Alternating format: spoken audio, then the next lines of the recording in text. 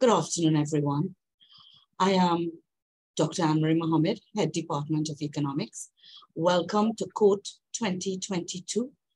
As is customary, before we start our proceedings, we would like to play the national anthem.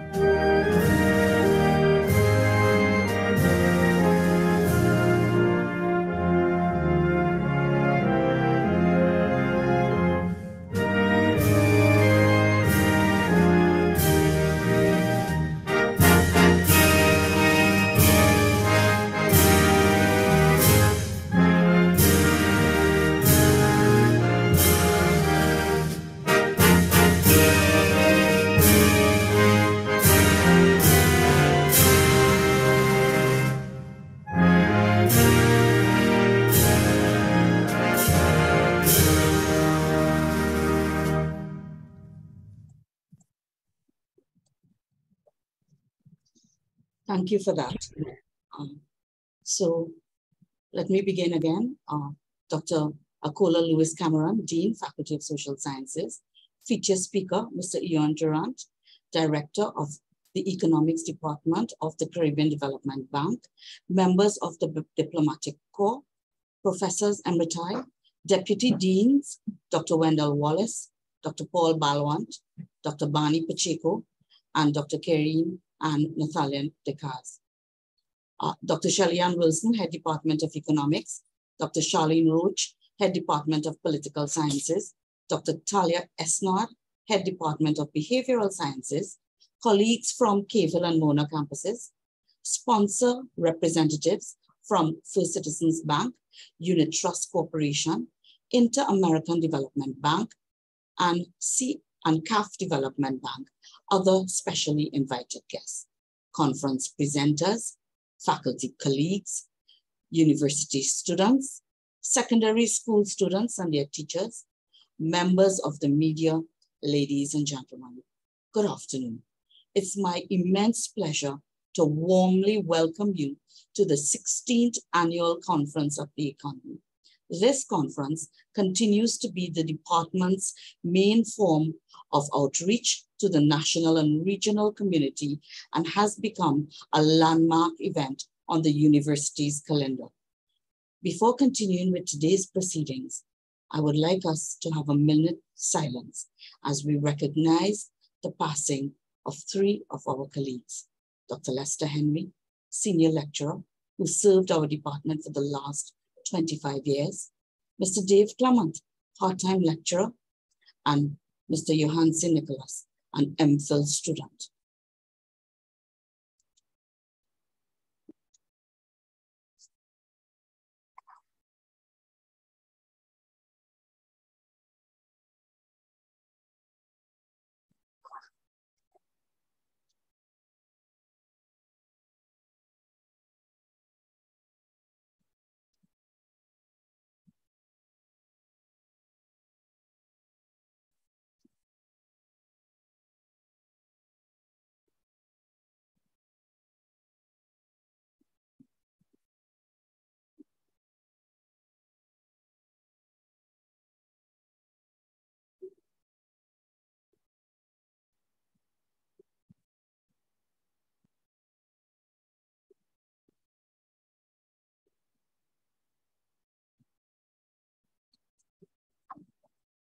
Thank you for that. The Conference of the Economy, COTE, was conceptualized in 2007 under the leadership of the late Professor Dennis Pantin. We designed COTE as a vehicle for the Department of Economics to engage the wider community in areas of economics and development. Since its inception, The conference has grown and evolved to where it is recognized both locally and regionally as the forum that provides a rich interface between academia and practitioners in economics and related fields. Today, COTE targets students, academics, technocrats, the business community, policymakers, non-governmental organizations, as well as the general public. COTE has always encouraged every category of student to participate in its event. As part of our outreach program, COTE and COTE youth events have engaged students at both secondary and tertiary school levels. We have covered topics such as economic diversification, health and development, sustainable growth, gender and development, as well as trade and development. Last year, the conference addressed accelerating Caribbean development, retooling and restructuring Caribbean economies post-COVID-19.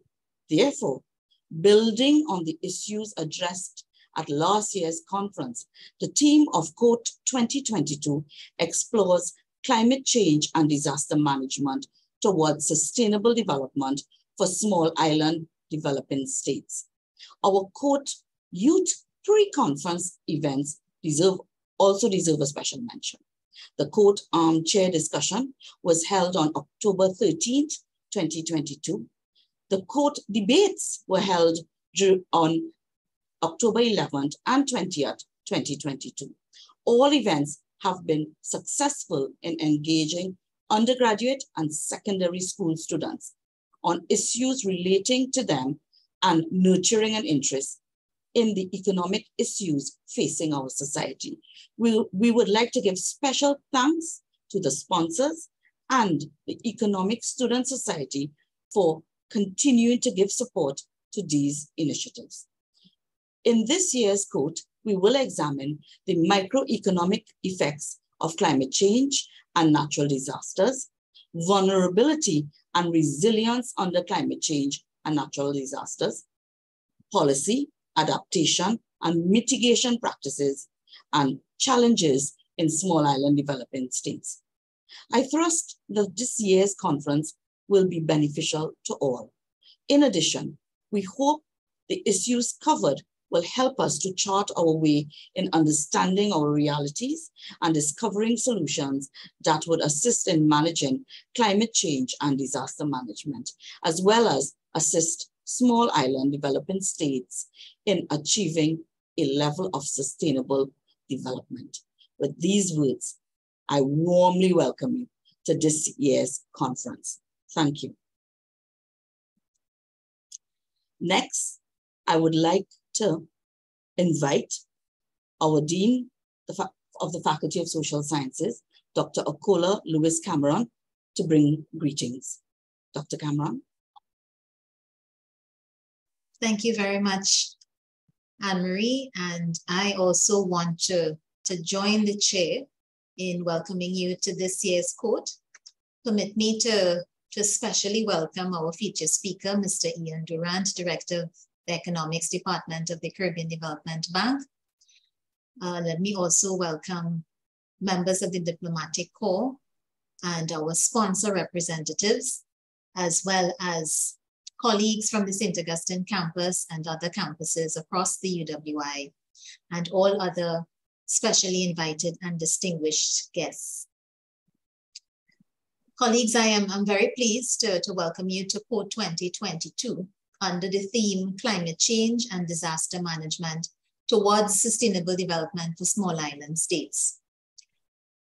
As you know, as a region, we continue to experience the effects of the current climate crisis with much urgency needed to produce practical solutions to address the problem.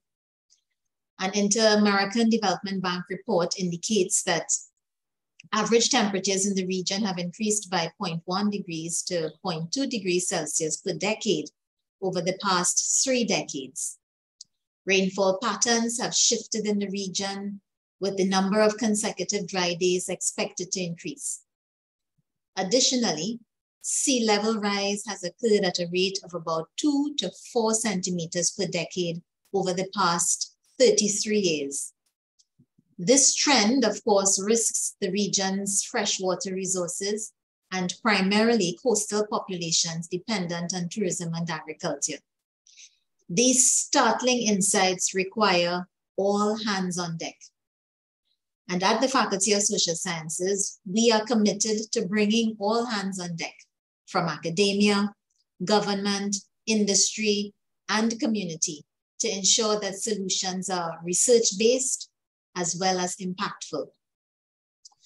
I really want to congratulate the Department of Economics for its third iteration of a virtual COTE and for its efforts in promoting cutting-edge research focused on promoting socioeconomic sustainability in our region. As you know, disasters of any nature impact economies and the natural environment upon which Caribbean economies depend. Moreover, beyond the obvious economic and environmental impacts of climate change are the impacts on lives and livelihoods. With a natural disaster, the price of food increases and access becomes more and more limited, putting many at risk of hunger. According to experts, undernutrition is climate change's most significant health impact in the 21st century. We therefore have a responsibility to continue to act with urgency to uphold the true tenets of sustainability, that of preserving the future of the next generation. So colleagues, yet for another year, COTE provides us with the opportunity to gather on common ground, to extract thoughts and ideas of how to address this growing crisis. The Faculty of Social Sciences, and by extension, the UWI St. Augustine, remains deeply committed to promoting academic research and learning, as well as engaging the next generation of leaders in our region. This commitment is evident in the COTE's youth activities offered annually. And indeed, we can only promote sustainable development by involving our youths, who often bring fresh and innovative perspectives to these challenges. As I close, I want to thank you, particularly our presenters and participants who will engage in enthusiastic and dynamic discussions both today and tomorrow. I trust that these discussions will yield both tangible and positive impacts, and that new partnerships will emerge from the interactions. Indeed, no single individual or entity can address this mammoth task of climate security and disaster mitigation. And so with that being said, ladies and gentlemen, I wish you a very productive time at COTE 2022 and all the best in the rest of the proceedings. Thank you. Thank you very much, Dean Cameron, for your warm welcome and your warm greetings as well. Next, we'd like to bring on our featured speaker. It's Mr. Ian Durant. He's Director of the Economics Department of the Caribbean Development Bank, the CDB, and was previously Deputy Director and Economist in the bank. He has done research on debt sustainability and debt restructuring, and has worked on policy-based loans for Caribbean countries that involved debt restructuring. Prior to joining the CDB, Ian worked in the research department of the Central Bank of Barbados. He has also worked at the Caribbean Regional Technical Assistance Center, COTE, as macroeconomic advisor, where he managed technical assistance and capacity building in the area of macroeconomic programming and policy. Ian has a BSc from the University of the West Indies, Barbados, and an MSc from the University of Birmingham in the United Kingdom. Join me as I now invite Mr. Durant to give his feature address. Thank you. Thank you, Anne-Marie, and good afternoon to all who have joined us. Now, before I begin, I wish to express my thanks to the Economics Department of the University of the West Indies at St. Augustine for inviting us to contribute to this important discussion on climate change and disaster management in the context of small island developing states, or SIDS, as we commonly call them.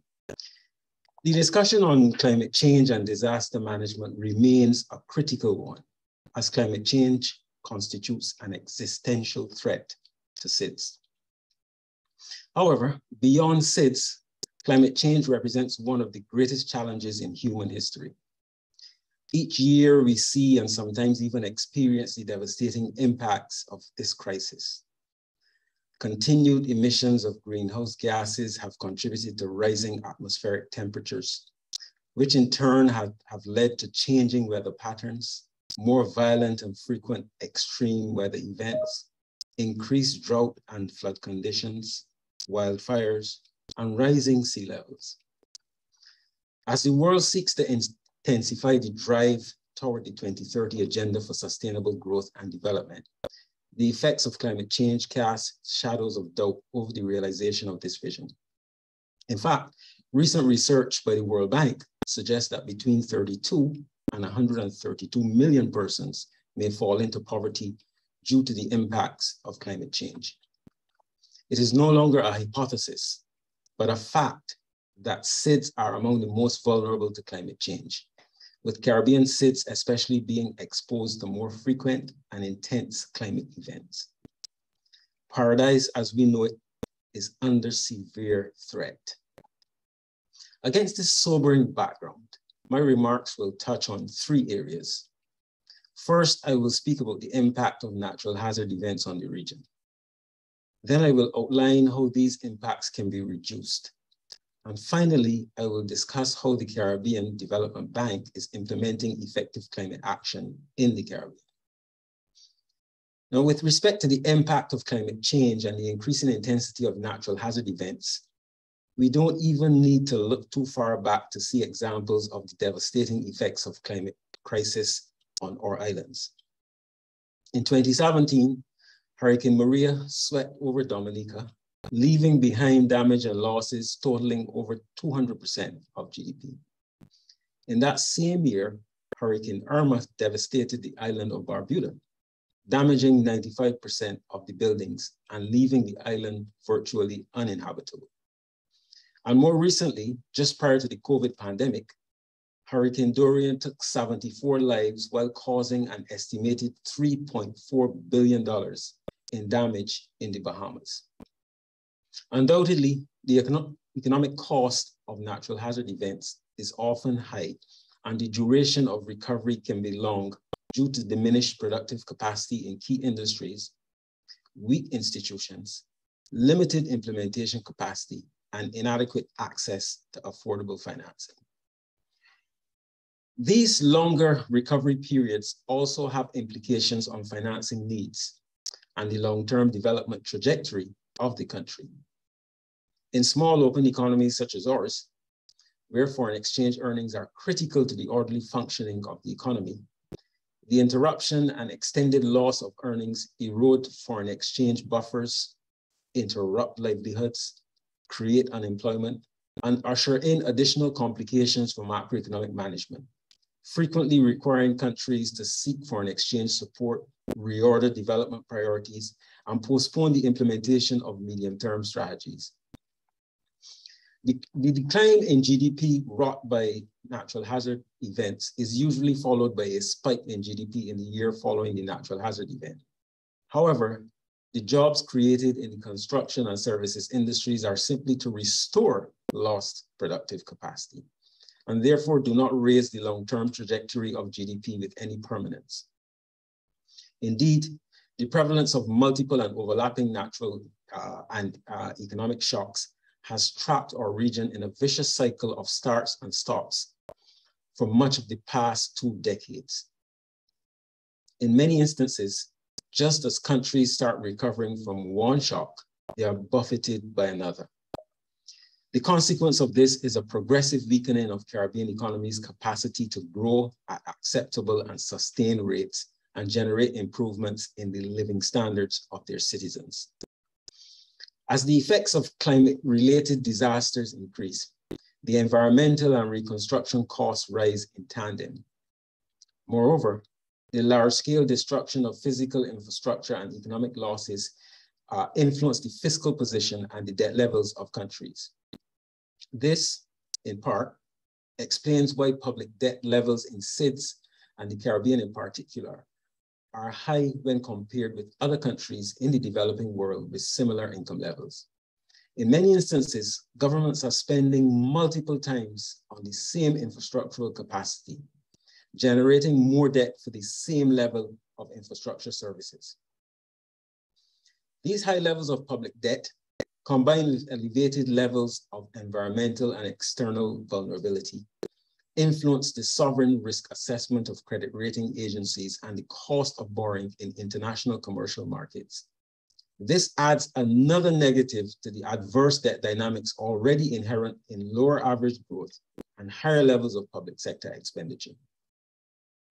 Consequently, these countries, with their greater vulnerability to climate change, face a higher likelihood of debt default when compared with more climate resilient countries. Now, climate change is affecting not only the growth performance and fiscal and foreign exchange buffers, but it is also posing challenges to labor markets and is eroding an already fragile physical capital stock. Recent research on the impact of hurricane impacts on unemployment in the Caribbean by Mohan and Strobel in a 2021 paper reveals that while hurricanes had a downward impact on unemployment, the reason for this fall was a decline in the labor force participation rate. Now, in terms of the physical capital stock, a 2015 study by CDB revealed that there are sizable infrastructural deficits in the region, and a total investment of $21.4 billion was required over an 11-year period to increase and improve the Caribbean's infrastructure stocks. The extent of the damage to the region's physical capital stock due to recent natural hazard events has significantly increased the estimated upgrade cost of the region's infrastructure. And although there was some investment in rebuilding, there is still likely to remain a sizable infrastructure deficit. Additionally, since most SIDS critical infrastructure like sea and airports, commercial centers, and essential services are often within 5 kilometers of the coastline, rising sea levels directly threaten the economic infrastructure of many of these countries.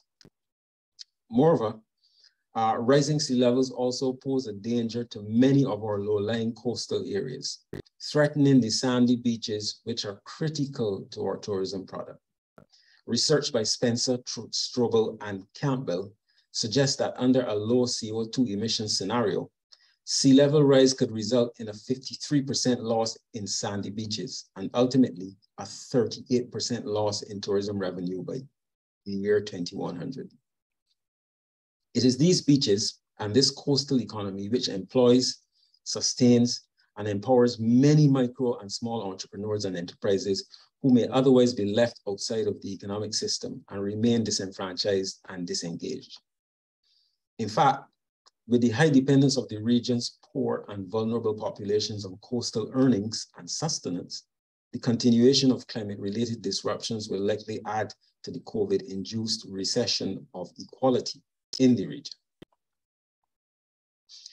In addition to the macroeconomic effects of catastrophic events, climate change also threatens food security, with adverse weather conditions like drought and excess rainfall already causing crop loss in countries like Belize, Guyana, and Trinidad and Tobago. Indeed, this presents significant issues, considering that within the English-speaking Caribbean, an estimated 2.8 million persons, or 40% of the population, face food security issues. While in Haiti, nearly half of the population is food insecure. The food security issues were made worse by the Russia-Ukraine war, which caused a further deterioration in the supply chain bottlenecks related to the COVID-19 pandemic, and has pushed up prices and reduced the supply of key food imports such as wheat, rice, fruit, and agro-processed goods. Interestingly, that war is also threatening global climate change mitigation goals. Domestic production of food has also been constrained by climate-related factors, as reduced freshwater systems and aquifers, poor soil quality, and environmental conditions are leading to further loss in agricultural output and productivity. Now, I can continue listing the challenges of climate change on our productive base. However, it is clear that as the climate crisis worsens, so too does our economic potential and security unless we act with deliberate haste. This requires improved enforcement of building codes and climate proofing of critical economic infrastructure. It is unlikely that the investment in this infrastructure can be supported through fiscal budgets, and therefore sustainable sources of funding for disaster risk management, including increasing access to concessional resources and targeted instruments, is a critical imperative to help the region build adaptive and climate resilient infrastructure. Building resilience against natural hazard events also involves budgeting and planning for an event before it occurs. Disaster risk management strategies must be developed, which include ex-ante financing instruments such as traditional and parametric insurance, natural disaster and pandemic escape clauses in financing instruments, and ex-post financing instruments, which can include contingent credit facilities, budget reallocation, external credit, temporary tax increases, and donor assistance. Public spending on investment should be consistent with fiscal space, with debt sustainability, and with macroeconomic absorptive capacity to ensure adequate fiscal buffers exist. Countries that utilize fiscal responsibility frameworks should include well-designed escape clauses in their frameworks. The development of such a disaster risk management strategy, coupled with prudent fiscal management, will help to improve macroeconomic management and build buffers that enable the country to better withstand the effects of a shock. An effective disaster risk financing approach should bring together a combination of financial instruments to protect against hazards of various frequency and severity. Now, it would be remiss of me not to mention how we at the Caribbean Development Bank have been working in the region to strengthen resilience to climate change, especially through disaster risk reduction and disaster risk management. Our interventions can be summarized in a few main points. Firstly, the bank has recognized the impact and the critical nature of the climate crisis and has taken steps to rebuild resilience through mainstreaming climate change and disaster risk management into our operations. Since 2019, the bank has been implementing its updated climate resilience strategy, which seeks to mobilize increased levels of concessionary resources to our BMCs, improve climate resilience in vulnerable sectors, strengthen the enabling environment to support climate and resilient measures, and improve the capacity of our foreign member countries, or BMCs, to effectively deliver climate change actions. In addition to this, CDB also recognizes the importance of the region's cities, towns, and urban areas to economic development. Therefore, its urban sector strategy and policy, the bank is seeking to assist BMCs in achieving SDG 11, which aims to make cities inclusive, safe, resilient, and sustainable. In 2020, CDB also approved its new agriculture sector policy and strategy.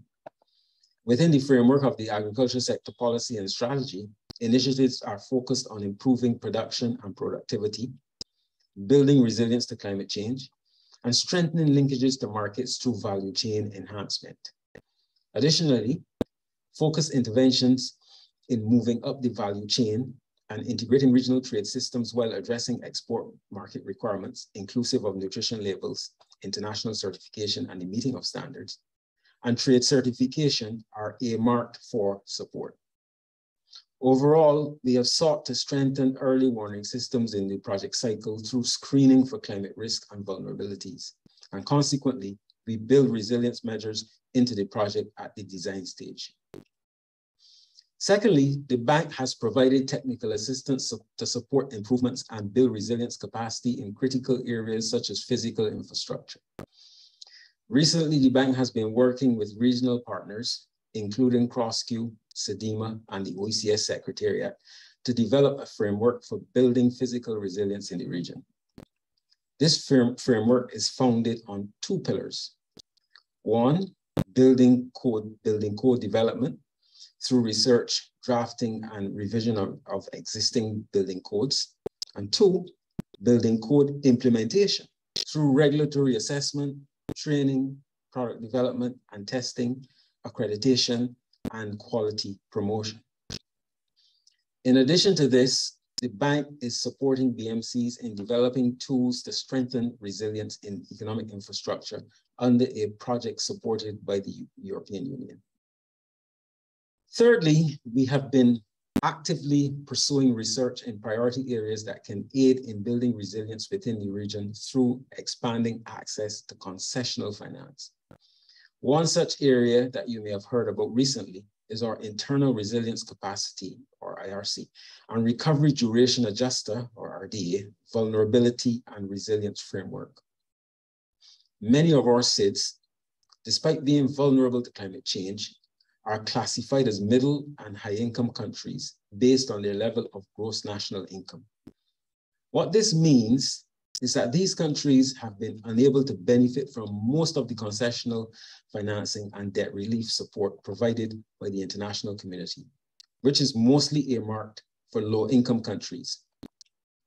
The use of GNI, gross national income, for allocating countries access to finance does not, on its own, adequately capture the vulnerability, resilience dimensions of development, nor does it map well to the financing needs for development. As a result, the CDB is proposing the IRC and RDA as a forward-looking framework that incorporates both vulnerability and resilience in addressing development challenges and provides a more equitable tool to underpin access to concessional finance that can support building resilience against natural hazard shocks. Fourthly, the bank has supported disaster risk reduction and disaster risk management through the provision of finance for climate resilience. In 2017, CDB and the government of Mexico approved a grant of $14 million for CRIF SPC to help provide enhanced insurance coverage to CDB's BMCs and to help ensure the facility's long-term sustainability. In 2021, CDB committed an estimated $11.9 million of its own funds toward climate change initiatives in its borrowing member countries. Funding went to both mitigation and adaptation actions in the energy and water sector, disaster risk reduction, and the private sector. CDB also accessed resources on behalf of its borrowing member countries from the Green Climate Fund and the Adaptation Fund, estimated at $13.9 million. Funding from the Green Climate Fund went to supporting capacity building and the development of climate resilience plans and programs. Furthermore, funding also supported the preparation of full funding proposals for the private sector and the renewable energy sector. In the case of the Adaptation Fund, financing was approved for building resilience in St. Lucia's agricultural sector. Moreover, after natural hazard events, the bank provides emergency relief grants, immediate response loans, and rehabilitation and reconstruction loans to BMCs as part of its disaster management strategy and operational guidelines. Ultimately, CDB recognizes that there's much work to be done, and in order to effectively carry out the resilience mandate required to shield the region from the climate crisis, there's need for cooperation at both regional and an international level. In conclusion, there's no doubt that the Caribbean, much like other SIDS, is highly exposed and significantly vulnerable to numerous climate-related hazards, including hurricanes and storms, drought conditions, and excessive rainfall. Furthermore, Caribbean countries are already encountering difficulties coping with the increasing intensity of extreme weather events, declining freshwater availability, and rising sea levels.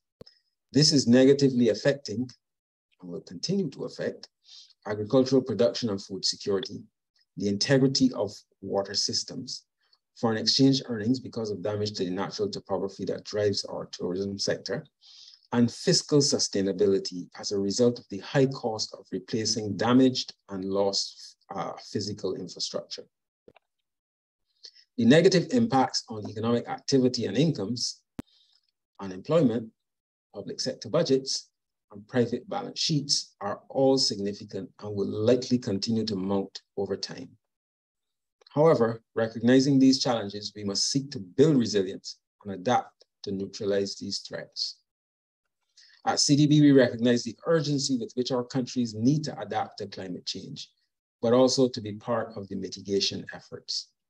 Therefore, we continue to mobilize resources to support disaster risk mitigation, climate smart agriculture, and renewable energy in the Caribbean. Building resilience to climate change will not only reduce the losses from natural hazard events, but will also reduce the volatility of growth in the region and promote sustained, inclusive growth as the cornerstone of our region's development thrust. Thank you.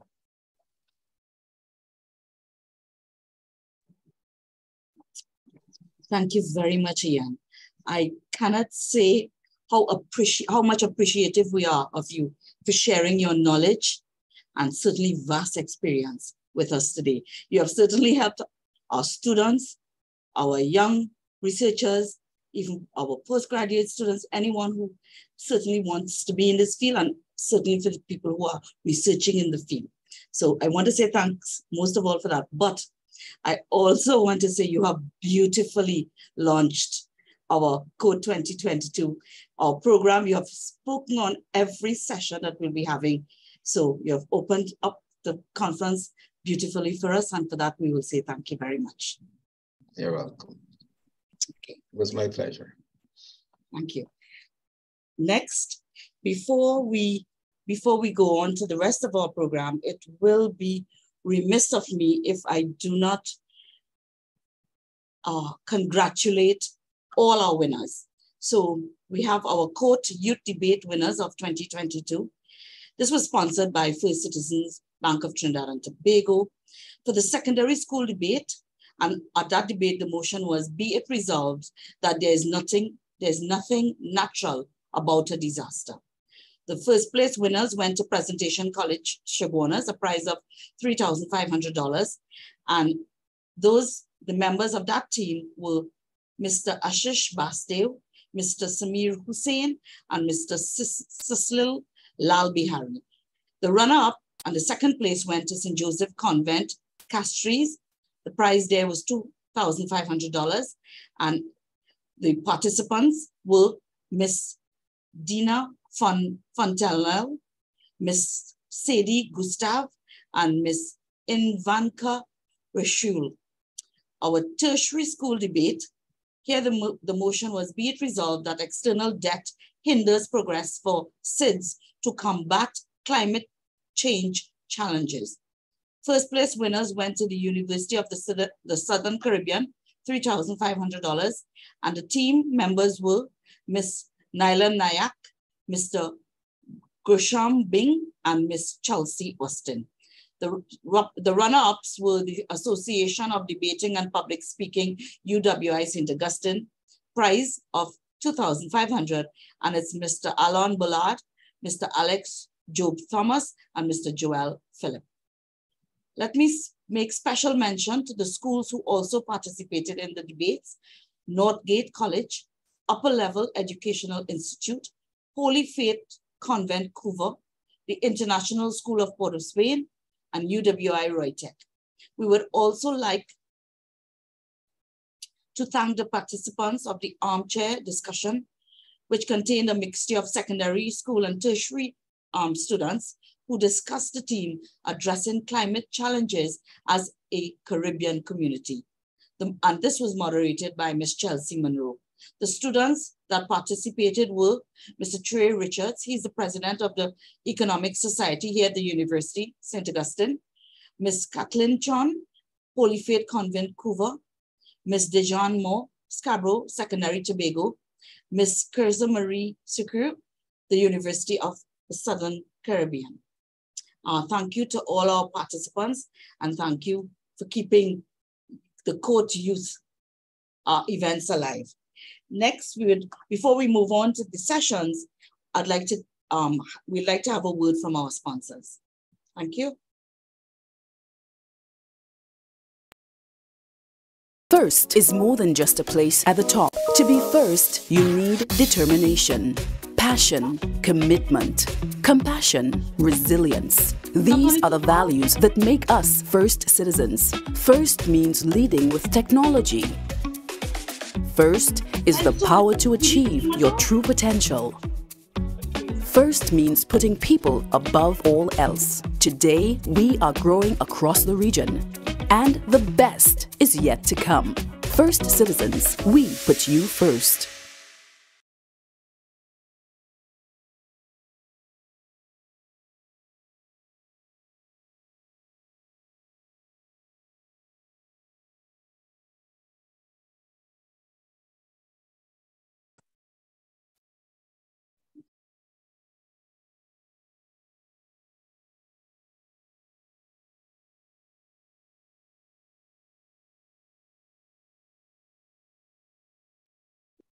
It's still muted there. Thanks, Graham. I'm not sure what's going on with my device. Thank you very much. I'm so sorry. Let me say welcome back, everyone. And as we start session 1, which is the analysis and review of the economy, this session will be chaired by Dr.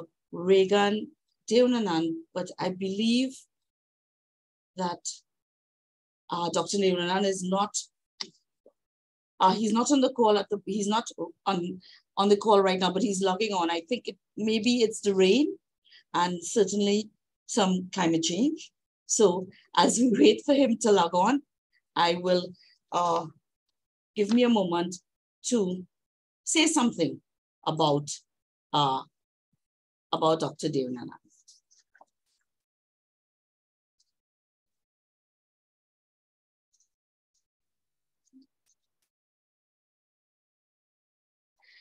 So Dr. Regan Deonanan is a lecturer in the Department of Economics here at the St. Augustine campus.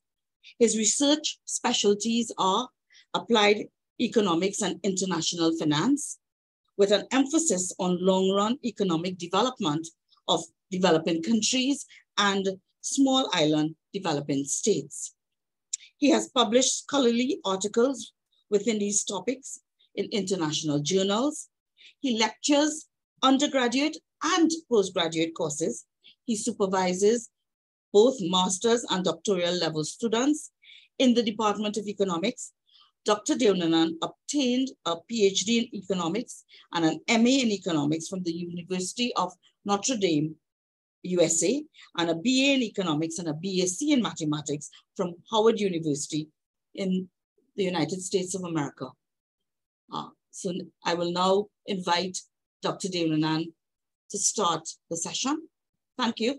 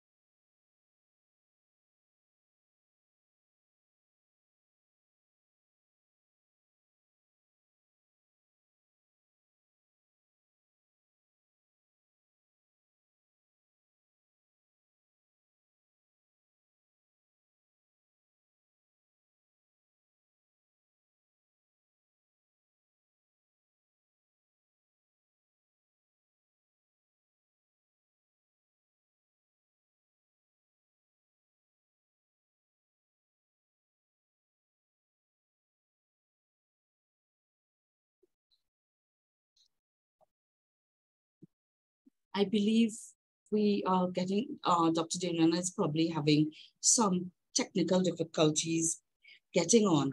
So what I'll do, I will start the session until he joins in.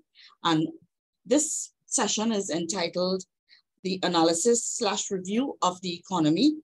And our first presenter will be Dr. Durant Conrad. Dr. Conrad is a graduate of Howard University, and he joined the University of the West Indies in 2012. Some of his secular positions prior to joining the university include cost analysis, Republic Bank of Trinidad and Tobago Limited, consultant at PricewaterhouseCoopers in Arlington, Virginia, and investment analysis at JP Morgan Chase in Manhattan, New York. Dr. Conrad continues to publish in numerous international scholarly journals. His research interests are in the areas of development economics, urban economics, and monetary and fiscal economics. Let me now invite Dr. Conrad. Darren? Yes, good afternoon, Chair, and good afternoon to the listening audience. Thank you to the organizers of COTE for giving me the opportunity to speak a bit about our current position here in Trinidad and Tobago, but of course, putting it into some type of global context. And again, thank you, Chair, for the introduction. I will now spend a few minutes sharing with you some insights in terms of where we are in Trinidad and Tobago as a state of the economy. We know that the budget was read on October 26th, I think it would have been, of this year. So we'll talk a little bit about, and of course the budget was actually published on September 26th of this year. So we actually have the documentation that we can refer to. So a little bit about the state of the economy in terms of the presentation. Give you a slight outline into global context, Trinidad and Tobago's current position. I will speak about some opportunities because some of what we often talk about may sound like doom and gloom, and taking some feedback from other audiences in different spheres. I will speak about some of the opportunities that presents itself within our current context, as well as the ongoing fiscal concerns with some concluding remarks. And I think you can always post the questions in the chat as we move through the presentation, and we can address those questions at the end of the session. So putting everything into a global context, we know that we have the current situation where we have the war in Ukraine, between Russia and Ukraine, and that in itself has been creating some challenges for the entire world, especially in terms of the inflationary pressures that we are facing, and we are no stranger to it. Inflation has really taken root in most economies. And what we're seeing now is not just demand pull inflation as we come out of the COVID pandemic and the restrictions are eased. There's an uptick in the demand, of course. So there is some demand pull inflation, but we also see the cost push inflation aggravated by the war in Ukraine, as well as some of the other climate change effects that we're feeling, the droughts in the United States that compromise the output and production of some of the sunflower oil, as well as the soybean oil, as well as the floods and heavy rains in other regions that are creating problems. And most recently, we have the issue of the olive oil compromise in the olive oil production in Spain as a result of drought, and most of the trees are actually dying. So the climate change is having a significant impact on the world supply or food supply. So that in itself are creating some inflationary pressures, which are leading monetary authorities to use the monetary tool of the interest rate to sort of address the issue of inflation. But again, continued high energy prices and labor costs are going to slow the pace of the decline in inflation. And of course, there are a lot of uncertainties in the energy prices that we generally peg our budget to. And in our budget, we see that we would have pegged the budget to the oil and gas. And we have the prices being relatively high, 92 for oil and $6 per MMBTU for the gas. So those are relatively high, but again, extremely volatile, and I'll show you in a couple minutes, what we're talking about. And then, of course, with the combination of the war, as well as the weather conditions changing, as the climate change and the climate patterns change, that is going to just continue to exacerbate some of the challenges that we're facing. So it's a combination of factors that are creating these pressures, upward pressures on prices. Now, more recently, the IMF in their financial stability report pointed to the slowing of the economy, the global economy. And the slowing of the global economy down 0.2% from the July forecast, now forecast to grow at 2.7%, which is relatively slow compared to what they had anticipated, as well as 1/3 of the global economy experiencing two consecutive quarters of negative growth. And again, the report highlighted that inflation will remain elevated for longer than expected. I think the takeaway quote from that report is that the global environment is fragile with storm clouds on the horizon. So the analogy is being drawn between the climate change issue, of course. So we see the play on the words there with the storm clouds on the horizon. Now, when we talk about the central banks taking action aggressively across the world, we see approximately 50 central banks have already increased their interest rates. And so this means that central banks are aggressively trying to address the issue of inflation amidst all of these other factors. But again, with some compromise being made in that process. Now, of course, we won't be able to cover everything, but of course, we'll round the questions, of course, for us to stimulate some further discussion. So in Trinidad and Tobago, how do things stand? Well, let's have a look-see at what obtains in Trinidad. Now, on the left side there, for 2022-23 revenue projections, you would see that we have in 2022, we would have had a projected deficit of $9 billion. But that is significantly down as a result of elevated oil and gas prices as a result of the crisis that we're experiencing. So that has been revised significantly down. So a deficit from 2022 based on the actual figures from October 2021 to August 2022 is now down to 329 million, which is a significant change for our outcome for fiscal 2022. Now, of course, the deficit being significantly lower, and with revenue streams being significantly higher, pointing from oil revenue moving in 2022 from 5.53 billion to 10.45 billion. That's a significant increase, almost doubling in the oil revenue. And the tax from oil moving from 3.1 billion in 2021 to 16.8 billion in 2022. So that's a significant change. It's a game changer, but we need to be careful. So those were the actual revised figures for 2022. And in 2023, we are looking to another favorable outcome in terms of the deficit being relatively small. Now, with that said, we need to be mindful of what the Minister of Finance stated in the budget in 2023 on page 7 of the budget, which was published. That publication came out, as I said, September 26th, said we in Trinidad need to be careful since a global recession will lead to lower oil and gas prices, which means lower revenue for Trinidad and Tobago. So that bell has been sounded that we need to be mindful that what the projections that have been made can be compromised very quickly. And let me take you back. Juxtapose that to what the IMF would have said in their recent report, the Global Finance Report. And if we look at that second point, 1/3 of the global economy will experience 2 consecutive quarters of negative growth. And the IMF went on to state that these economies, most of the world's economies, will feel like they're in a recession.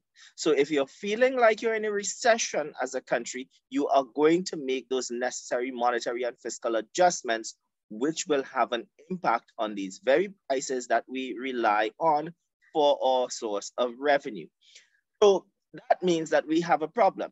Now, this is what we look at in terms of the volatility of the price of oil. If we look at that first point, we see that our prices are usually closer to Brent. The end of May, Brent was 122, dropped to 96.55 at the end of August. October's price was around 86.06. Today it is 95.03. The 52-week range is 65.72 to 139.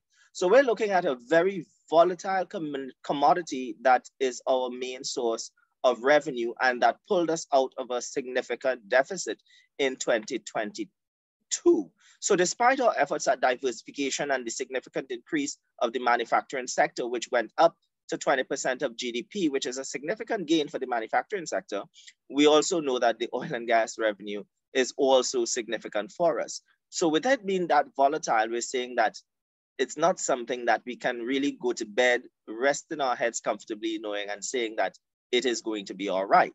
we need to be mindful that it is highly volatile and subject to global shocks, which we do not have control over, but we have to hedge against it, mitigate against some of these different fallouts.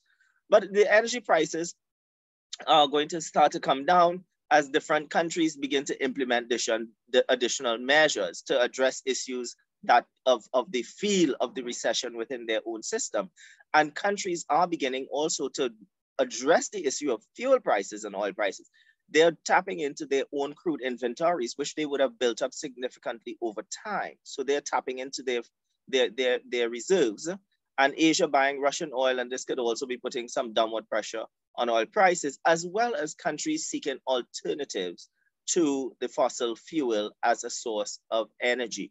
A lot of countries are looking at solar, and a lot of countries are switching to the gas. So we see that they're moving away from that fuel. So there will be some downward pressures on those prices as that would face in the global market.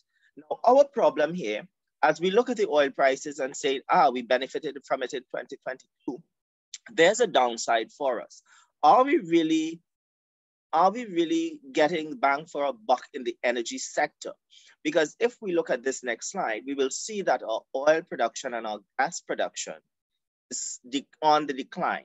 So while global prices may be high, we're really not benefiting as much as we could because our production is extremely low.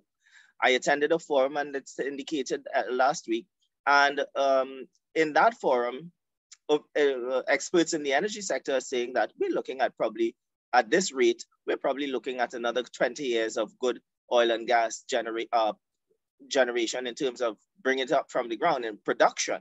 We're looking at a good 20 years of production, and then from there, it may very well be over. So we need to be very, very careful. So the question becomes, what do we do?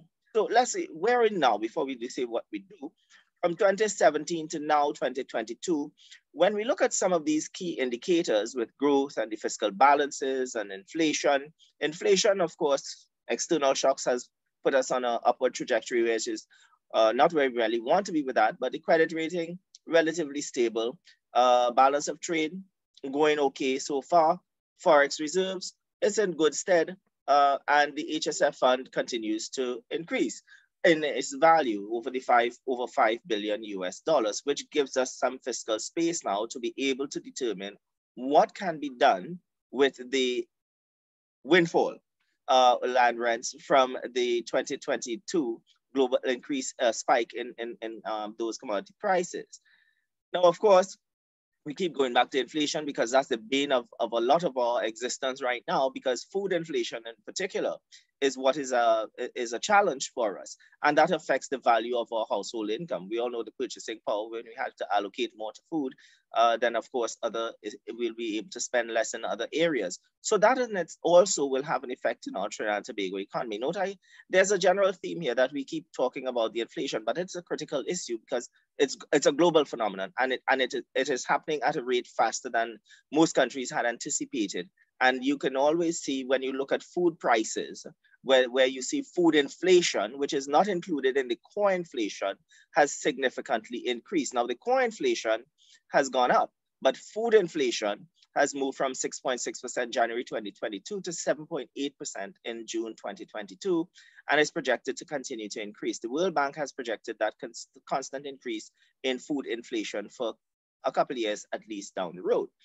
So again, borrowing from some other sources, when we look at what our dietary patterns are in Trinidad, and we look at the prices that are being affected in terms of the food inflation, we will see that the flour, the oil, and some of those other things that give us we have a flair for street food that includes the main ingredients, flour, oil. So we can expect some increases in some of these prices as well. Now, let's talk a little bit about some of the opportunities, because we can talk about where we are in a good fiscal space. That is what we are now, in a good fiscal space. But the question is, what do we do since we're in that good fiscal space. That good fiscal space does not take away from the fact that we still spend a large portion of our budget on transfers and subsidies. With some easing of the fuel subsidy, yes, that may have, that will give us a little bit more fiscal space as well, but there's still a lot of transfers and subsidies in terms of social programs that we rely on as a population. So with this new windfall, what can we do? Now is the time to really invest wisely and try to begin a serious talk about not diversification, change the narrative to transformation.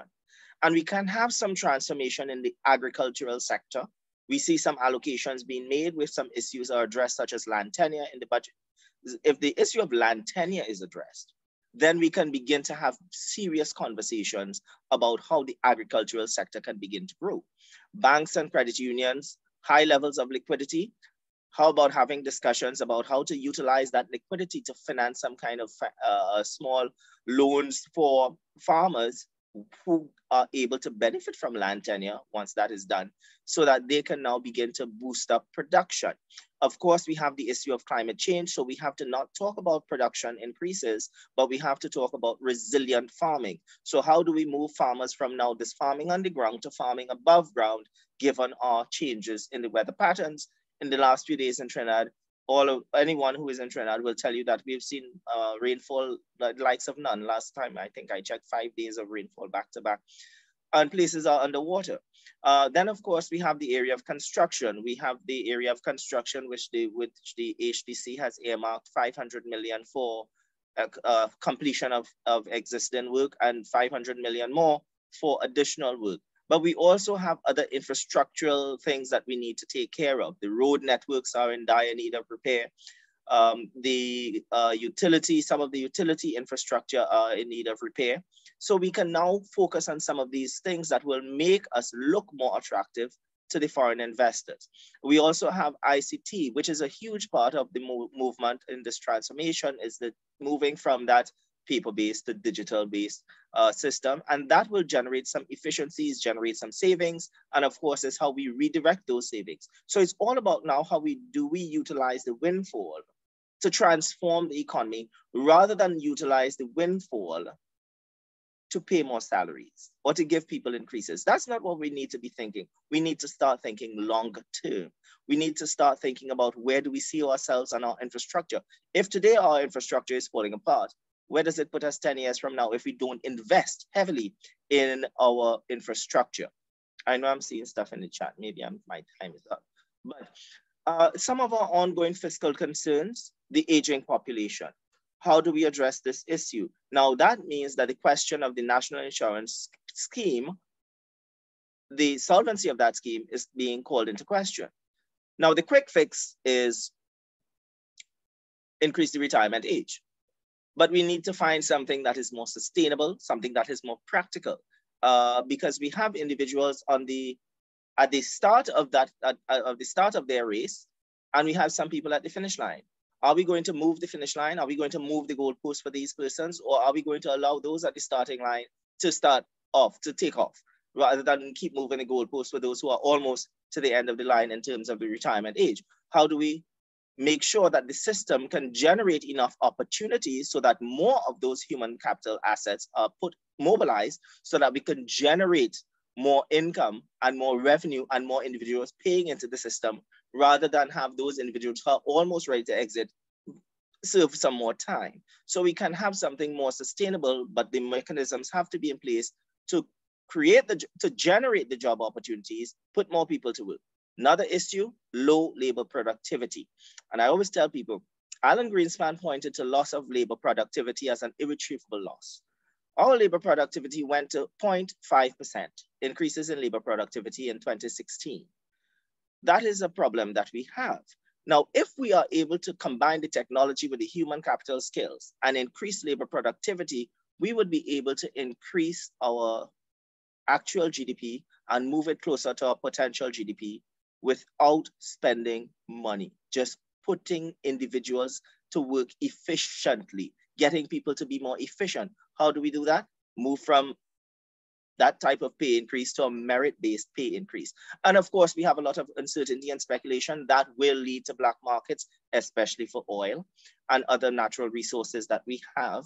And of course, strained industrial relations, as we would have seen in the news with some of the labor tensions between the sitting government and the different trade union movement. Now, yes, of course, global conditions remain a threat, but we can begin to insulate ourselves, and we can begin to prepare. We can begin to think of not just these global shocks, but climate change as well. And of course, the time has come for us to transform, not necessarily diversify. We transform. Diversification will be an an externality that can be generated, of course, as we go down those spaces.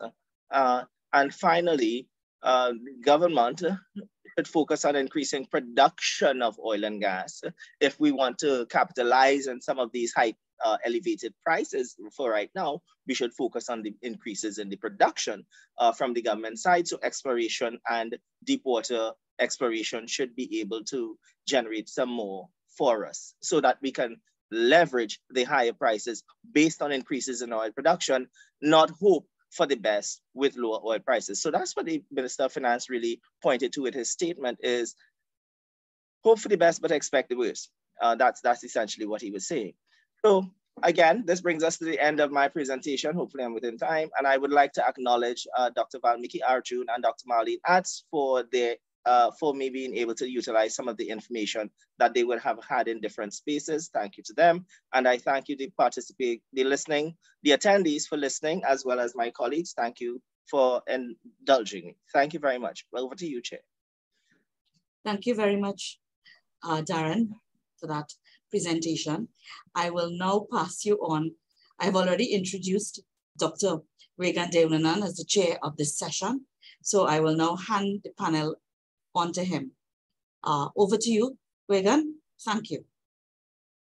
Thank you, Dr. Mohammed, and it is a pleasure to be with you all. Let me get straight into the next presenter, and certainly not somebody who is a stranger to the happenings of the department has presented with us in other forums recently, Mr. Dindyal Ramlatan, who is a statistician at the Caribbean Development Bank. Dindyal has over 10 years of experience in the areas of statistics, economics, and social policy formulation. For somebody certainly who has a lot of experience to bring to bear on this forum. Previous experiences include work at the Central Statistical Office, Ministry of Social Development in Durant, Chamber of Industry and Commerce, Central Bank, and he has worked on Caribbean colony matters, both within the University of the West Indies and MSc in Development Statistics. So Mr. Dindyal Ramnathan, it is a pleasure to have you here with us and to be able to hear, especially for somebody with such a wide breadth of experience. So Mr. Ramnathan. Thank you very much. It's a pleasure to be here. And let me just share my screen so we could get straight into the presentation.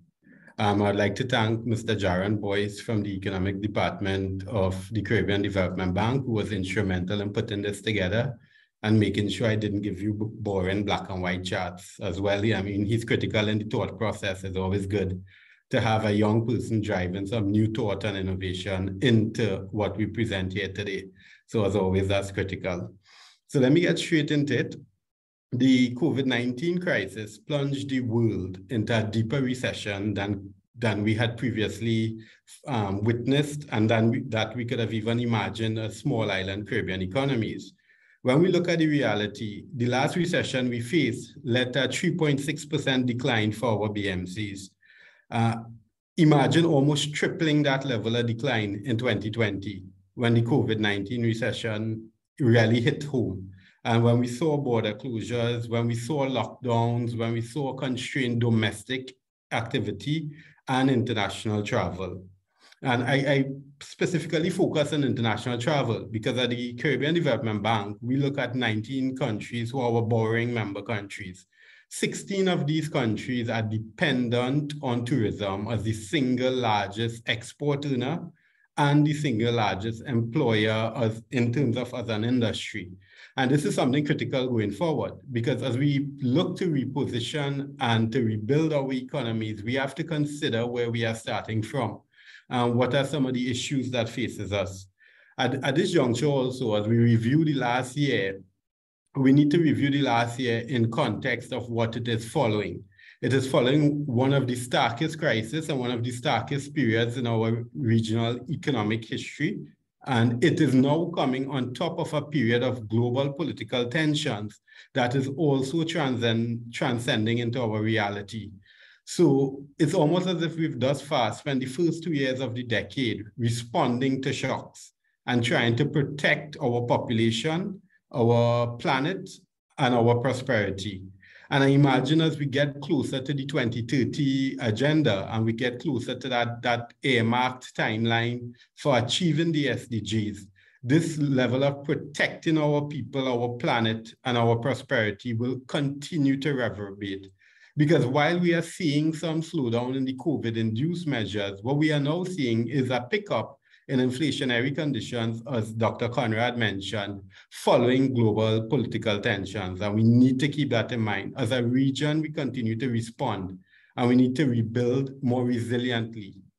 So looking at this concept of resilience, compared to other SIDS, our BMCs faced the global financial crisis of 2008-2009 in a seemingly similar manner. We had the sharp contraction, then we had a pickup in activity, then plateauing onto the COVID-19 crisis. What I want you to notice here is that distance between the yellow line and the white line. So while, yes, we all contracted together, the pickup in activity was much slower in our Caribbean countries. And I imagine that we could expect this to be the case as the base effect of higher tourism numbers wears off. We could actually expect this to be the case where this gap between us and even our peers has widened. And this is something going forward. If you want to build resilience, what you want to be able to do is withstand the shocks so you reduce that level of decline, but at the same time, bounce back faster, quicker, and much more rapidly. And that is where we could close this gap between ourselves and our peers. Thus far, since COVID-19's drastic 9% decline for our regional economies, we have seen a rebound, but not a full recovery. And we'll come to the full recovery part. So yes, we did see a near 5% increase in 2021, and we did see a 12.1%, what we forecast, a 12.1% increase in 2022. Now, largely driving this increase has been the new come-into market of oil reserves in Guyana, that drove a near 25% increase in commodity exporting economies by 2022. We have to consider that the other commodity exporters at Trinidad and Suriname are either witnessing exchange rate pressures in the case of Suriname, or some concerns around the level of inventories in the case of Trinidad. Mind you, in recent reports, we have seen that that has been stabilized, which is positive news. But we want to consider as well the service exporters. As I said before, 16 of our countries fall here. What we have seen is after this dramatic decline in 2020 of negative 13.5%, we saw just about 5% increase in 2021, and we are forecasting around 5.5% increase in 2022. But what does this mean when we look at the regional industrial growth? It means we still remain etched in a period where we have single industries driving our growth.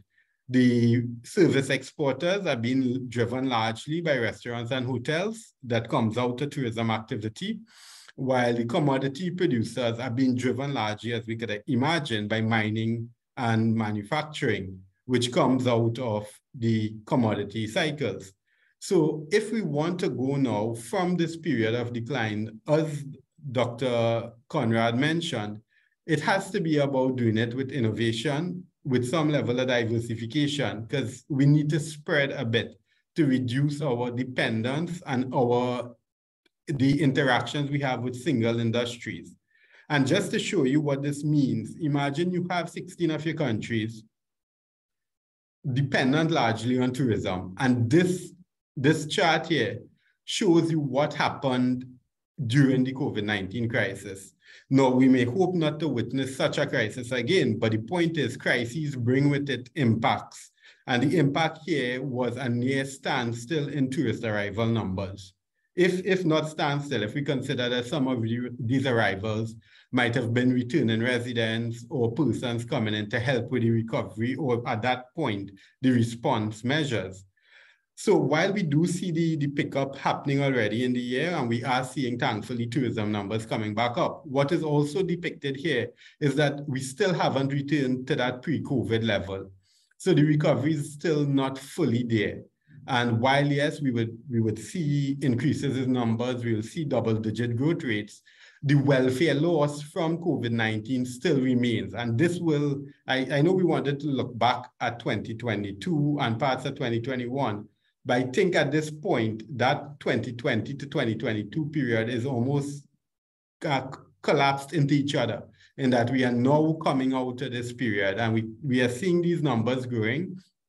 But talking about the real welfare, what we are seeing is that real GDP has not returned to 2019 level at the regional level. So 2021 and 22, we are seeing a pickup, and the numbers, the growth rates will look good because of what we call base effect. So 2020 was so low that any growth on top of that will give you double-digit or near double-digit rates. But in reality, if we take stock of where we were in 2019, take stock of what happened during the COVID-19 crisis, and now take stock of where we are in these early stages of recovery, we realize that stock, we aren't there yet. So we still have a measure of welfare loss. Add to that now the inflationary pressures we just heard about. We have crude oil prices spiking in the recent, in the early part of this year. And even as now, we are thankfully hearing of it more or less flatline, well, not flatlining, but leveling off. Where it's leveling off is much higher than where it was at before COVID-19. So yes, we know in this period there was a sharp drop off with some negative rates at a point. But the truth of the matter is this spike, we haven't gone back down to where we were. So this means on top of already welfare loss, we now have a price effect, which will reduce disposable income and add greater pressures to households and to public spending. And we heard a lot of mention about food prices. This is the FAO's food price index, and similar to the commodities boom in 07, 08, what we're seeing is a sharp spike. What we are also seeing is that the spike right now is much higher than it was then. And we are witnessing a broad-based kind of expansion, where in 2021, we saw sugar prices increase by an average 35%. We saw cereal prices increase by an average 25%. And we saw oil prices increase by an average 65%. Why did I earmark these three? It wasn't only because of the size of their increases, it's because of the fact that we as Caribbean economies, and even back home in Trinidad and Tobago, are largely dependent on imported sources of these. And that's critical because it means this imported inflation will be brought in spite of our monetary policy and in spite of our fiscal policy. What we may need is adjustments on the demand side, if possible, because we just spoke about cereals, oils, and sugar, which, as Dr. Conrad mentioned, are more or less staples. So it's how do we react to that? And then would these prices really go back down to the levels they were before the spike? There's another question, because we are seeing towards the end of this chart that it's coming down. But remember, in inflationary terms, that coming down does not mean declining. It just means the rate of increase is slowing. We need to head towards below 100 to start talking about declining. So, for example, the chart looks good, but what I will highlight is that oil prices still increased 19.5% thus far in 2022. Still increased 18.7% for dairy prices thus far in 2022. So we need to consider that welfare shock, price shock, and how this now impacts our development initiatives going forward as a country and as a region. Let's go back to tourism for a minute. Prior to the onset of COVID-19, tourism in these main tourist markets was the largest contributor to GDP, the single largest industry contributor to GDP. Now also look at what it means for employment numbers. In some cases, upwards of 30, 40%. We have a couple countries where it's upwards of 50% of total employment. And then even on the exporting side, for export revenues, we're looking at 40 to 60% bans in the majority of the countries. So this means this rebound needs to consider the fact that in times of a shock like this, like 2020, what really happened to people? What really happened to export earnings potential? And this is significant because if we want to build resiliently going forward, we need to consider these effects and adapt and become more agile. I know my time is nearing the end, so I'll just go through these couple charts quickly. But that's where we spoke about responding and building more resilience. That's where diversification comes in. The evidence has shown that countries who are more concentrated within single industry exports tend to experience lower growth over time and higher volatility because they are more at the mercy of global market shocks. And this is where we need to widen our basket so we could, in times of singular shocks, be able to respond by adapting in other industries. And lastly, I will end here with a focus on debt, COVID-19 and debt. I mean, my director would have spoken earlier on this matter. But just to point out that because of COVID-induced debt, where we needed, there was no doubt about it, we needed to protect our lives as well as our livelihoods. We needed to make sure we could take care of our populations. And the fact that GDP, our economic earnings in that period would have fallen. What we saw was a sharp spike in debt, the regional average debt to GDP, upwards of 80%. That has been coming down slowly. But as you notice, and with debt, this is the case, it will come down much slower than it increased. So what we need to think about is how we improve our debt stock to make it more growth-inducing, to make it more sustainable, more inclusive, because the expenditure containment that we were able to induce in 2020, 2021 to accompany some rise in public health spending, that will no longer be there. We now have to go back and focus on infrastructure, focus on development activities. And as we heard earlier this morning, there's no doubt about it. It's unavoidable and it cannot go without mention. We need to focus on climate resilience and adaptive strategies because that is the reality of small island developing states. So I'll stop there and thank you. Thank you, Mr. Ramanathan. And we're continuing the conversation. We started with details. Dr. Conrad talking about the trend to the economy. We'll have Mr. Ramanathan giving us the Caribbean view. And we're going to continue the conversation now next with our next presenter. Her name is, she's no stranger to the department. She's currently a student of the department. Her name is Ms. Gabrielle Prasad, and she's a candidate of the Ample Economics program here within the department. She is an aspiring economist and is interested in digital currencies and its effect on Caribbean economies and investors, as well as the impact of digital currencies on monetary policy. So without further ado, let me invite Ms. Prasad to present to you. Ms. Prasad. Hi, good day, everyone. Thank you for having me. Let me just share my screen.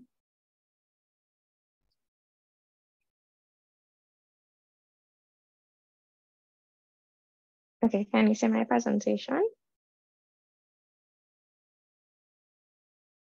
We're seeing it. Yes. Okay. Hi. Okay. Good afternoon, everyone. My name is Gabrielle Prasad, and today I'll be presenting a work in progress paper entitled Investigating Market Risk and Spillover Effects of Selected Caribbean and Cryptocurrency Markets During the Pandemic. I would like to mention the persons that are providing supervision for this paper: Professor Winston Moore of the Cave Hill campus, Mr. Christopher Kinch of the Central Bank of Barbados, and Dr. Lester Henry, who was my AMFO supervisor. As you know, he's no longer here with us, but I'm very grateful. I had the opportunity to benefit from his guidance and knowledge throughout his time here. Next, we move on to the presentation outline. So I'll start with a brief introduction, the objectives, illustratory review, go through the data description, methodology, and preliminary results and conclusion, as it's a preliminary paper. In terms of the introduction, we are all aware of the COVID-19 pandemic. It was first detected in Wuhan, China in December 2019. It was escalated to the state of a world pandemic. As of April 2022, there were approximately 511 million persons infected with COVID-19 and roughly 6.2 million lives have been lost. In terms of the Latin America and the Caribbean, There were a minimum of 68 million reported infections and 1.6 million reported deaths. The stock market crash of 2020 was triggered by the economic consequences of the COVID-19 restrictions, and this led to significant shocks in the well-known Dow Jones Industrial Average, which plummeted on March 16, 2020. The drop in the stock prices was considerably immense, causing the NYSE to halt trading several times. In terms of the Caribbean, most of the islands would have reported their first COVID-19 case in the month of March 2020, and this would have led to various restrictive measures, led to the halting of economic activities, and of course, the financial markets were not left untouched. In terms of investors, the market would have been very uncertain, and there has been an increased rate of interest. There has been an increased in interest towards the digital asset class known as cryptocurrency. So the objective of this paper was to examine the market risk by utilizing a value at risk model, to investigate the spillover effects by utilizing a vector autoregressive model, and to examine the volatility by using gauge modeling. In terms of the literature review, the basic concepts were market risk, spillover effects, and volatility. As mentioned before, on the market risk, the value at risk approach has been very popular, and there are main categories such as the non-parametric, parametric, and semi-parametric. In terms of developed markets, there has been quite a bit of literature on this. And in terms of Caribbean markets, we have seen Rampersad and Watson 2009 would have evaluated the efficacy of and applicability of our models in emerging markets.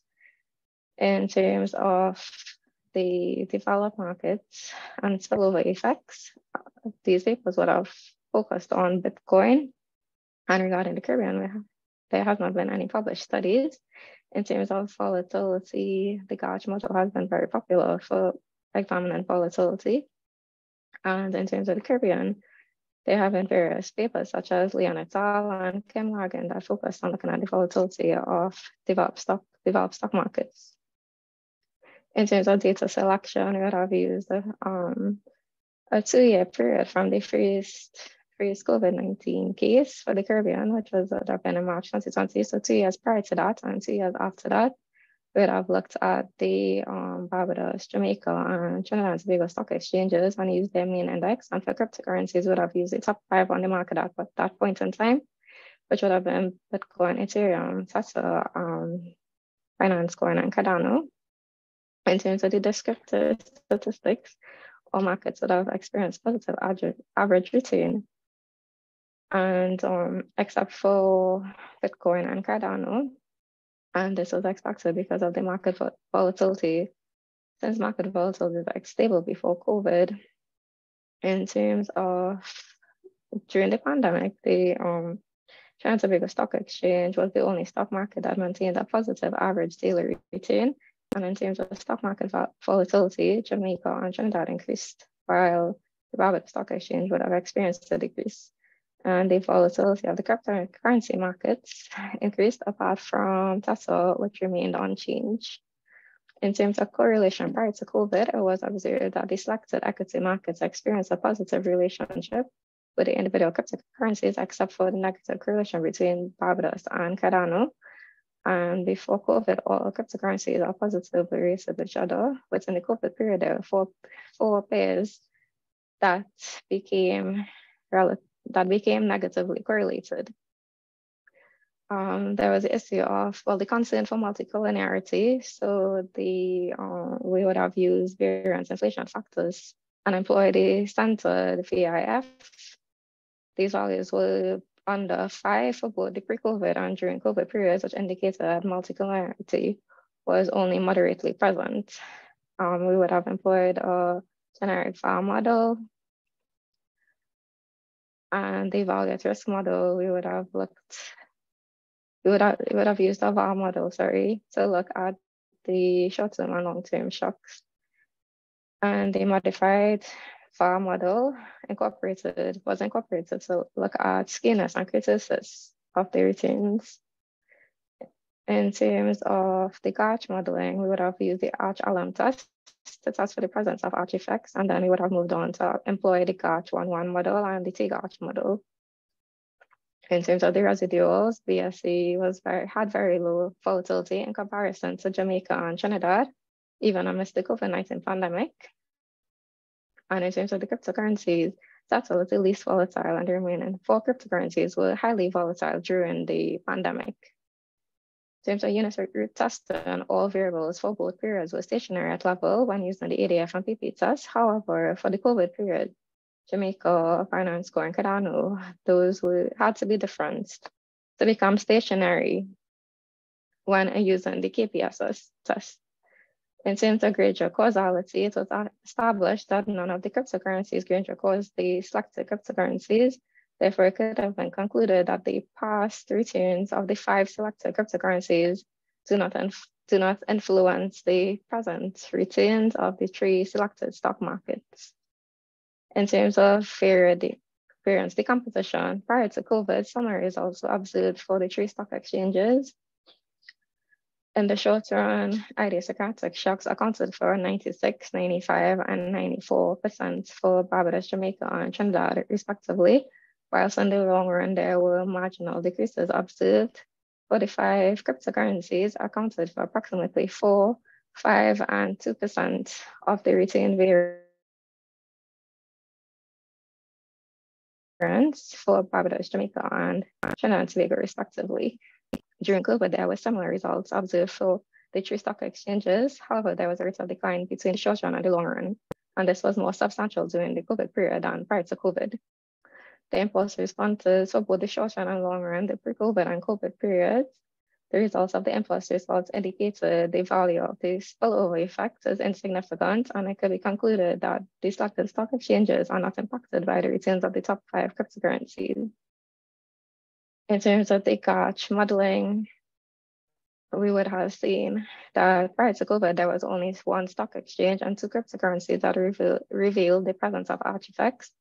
During COVID, only Barbados, Bitcoin, and Ethereum did not experience artifacts. For Jamaica, Barbados, and Cardano, there was an increase in the alpha values, which meant that between the 2 periods, this indicated that the returns of the previous period are more likely to have a significant impact on the returns of the present period during the pandemic. The GOTE model showed that the cryptocurrencies and stock exchanges have very high stationarity, suggesting a slow decay of the mean as mean reversion occurs. And in terms of the GOTE modeling that was utilized, it showed that that was utilized to accommodate appropriately and consider negative and positive returns that might have occurred. Overall, the gamma values are not able to supersede the alpha values, indicating that the impact of bad news does not dominate the good news. Next, we move on to the VAR results. And this would have shown that it was evident that for the majority during COVID and pre-COVID, during the COVID period, the marketers of the cryptocurrencies, specifically at the 1% level, was significantly larger when compared to the pre-COVID period. And this was anticipated that the pandemic would have impacted the marketers of the Caribbean equity. So in conclusion, I would like to say that the results have shown that during the pandemic, there has been increased levels of market risk for both the Caribbean equity markets and selected cryptocurrencies. However, the magnitude of increase was larger within the cryptocurrency markets. In terms of the VAR, it was indicated that it was the presence of spillover effects from cryptocurrency markets to Caribbean equity markets. However, these effects are insignificant. And in terms of the GOTE analysis, it showed that there was an increase in volatility during the pandemic, and the magnitude of effects of bad news were relatively unchanged. In terms of the way forward, since this was a work in progress paper, I would be splitting it into 3 so that I could focus on the methodology and the literature in the areas more in depth. And I would like to we probably use like main indexes on the individual stocks and group them per sector, so we could definitely see the impact there. I'd like to thank you for listening and thank you for having me. Thank you, Gabrielle. And I think what is really interesting in your presentation, and this is new on the landscape of research within the region, we look at the review of cryptocurrencies.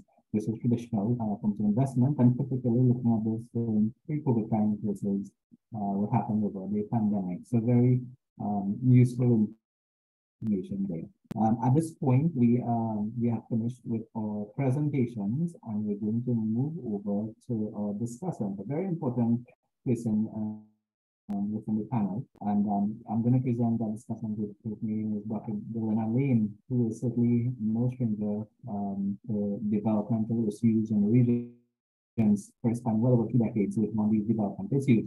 He is currently the Deputy Director of FLAC for the Caribbean Sub-Office. And Dr. Alain, I'd like to invite you to Are you hearing me? Are you hearing me? Yes, so we're hearing you now. Thank you very much. I was not clear from the organizers whether I should comment only on the last paper, but since I have this, if you will give me the leeway to comment very briefly on the first two as well. Please take all the leeway on all presentations. Yes. Very interesting pieces by Dr. Conrad and Dindial, and I think they both point in the same direction, coming from different angles, that we need change, long-term strategies. We need to expand the set of industries and sectors. But that's the easy part. The hard part is how it's to be done, how it's to be financed. And more importantly, what is the core issue that we're trying to solve in the Caribbean? And I think that they missed the boat on that issue. We argue at ECLAC that the core issue is to increase the share of domestic capital producing industries in total output. The domestic capital sector is the sector that produces capital and uses capital services for global exports. So think about the Pan Men. They are using domestic capital to play Pan, and then after the carnival is over, they take those services globally. That is what we're talking about. And you need to support the domestic capital making sector with institutions, appropriate institutions, and technical capability. So the point, we are now on the threshold of the 4th industrial revolution, where knowledge and information is going to be critical. So important to that is the interconnection of all our people, the digitization of the processes, e-governance, and the unleashing and the expanding of entrepreneurial space beyond the traditional private sector. But I come back to the core issue. The core issue is raising the share of capital services in global services. If you look globally, take the United States, 60% of its output is services, not goods. And countries like Trinidad and Guyana, despite its prospect, have to transition to that, take that energy transition, because long-term prices are going to fall, and both presenters make that point. So I just want to make that point that you have to ask the question, what is the core issue that we have to solve? Or else you end up saying all kinds of things, diversification and many other things. But governments don't have the leisure and the resources to pursue a kitchen sink of options. What is the core issue? And I don't have the time to talk about access to finance and the initiative which EXAS is pursuing, called the Caribbean Resilience Fund, to leverage long-term affordable finance for sustainable development.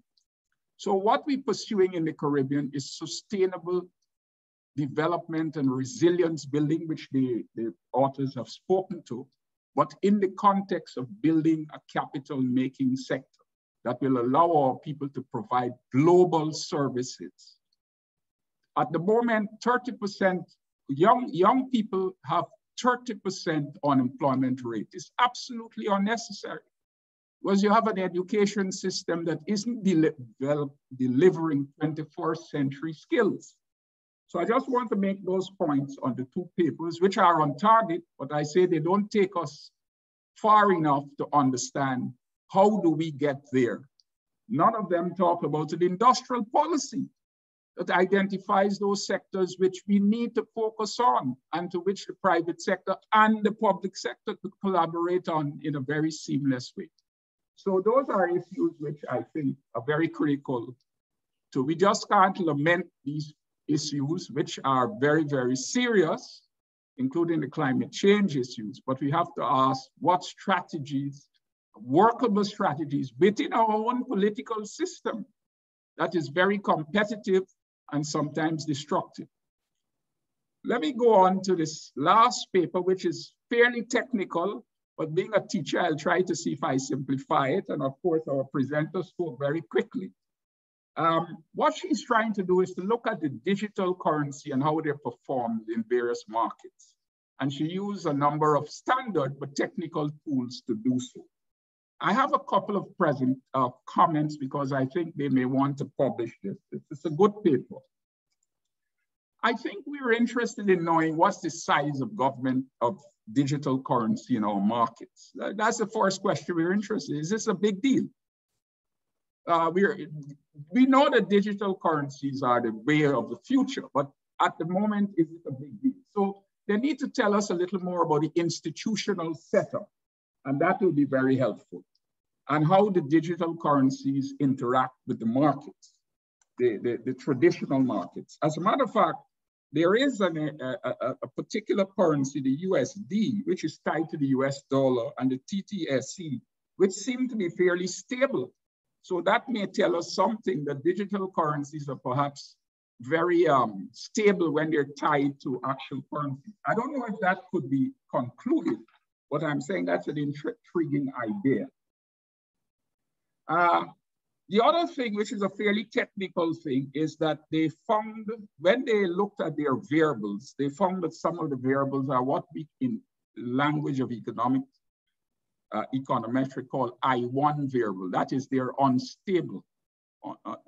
And they saw some variables that are I0, meaning that they're not, the variance is constant, as we say in statistics. I think it is mistaken to simply take the force difference of non-stationary variables simply because you want to make them stationary. There's a theory in economics, in statistics, the Granger theorem, representation theorem, that says that non-stationary variables could be made stationary if there is what is called an error correction mechanism between them. Let me give you an example. You expect consumption and income to move together over time.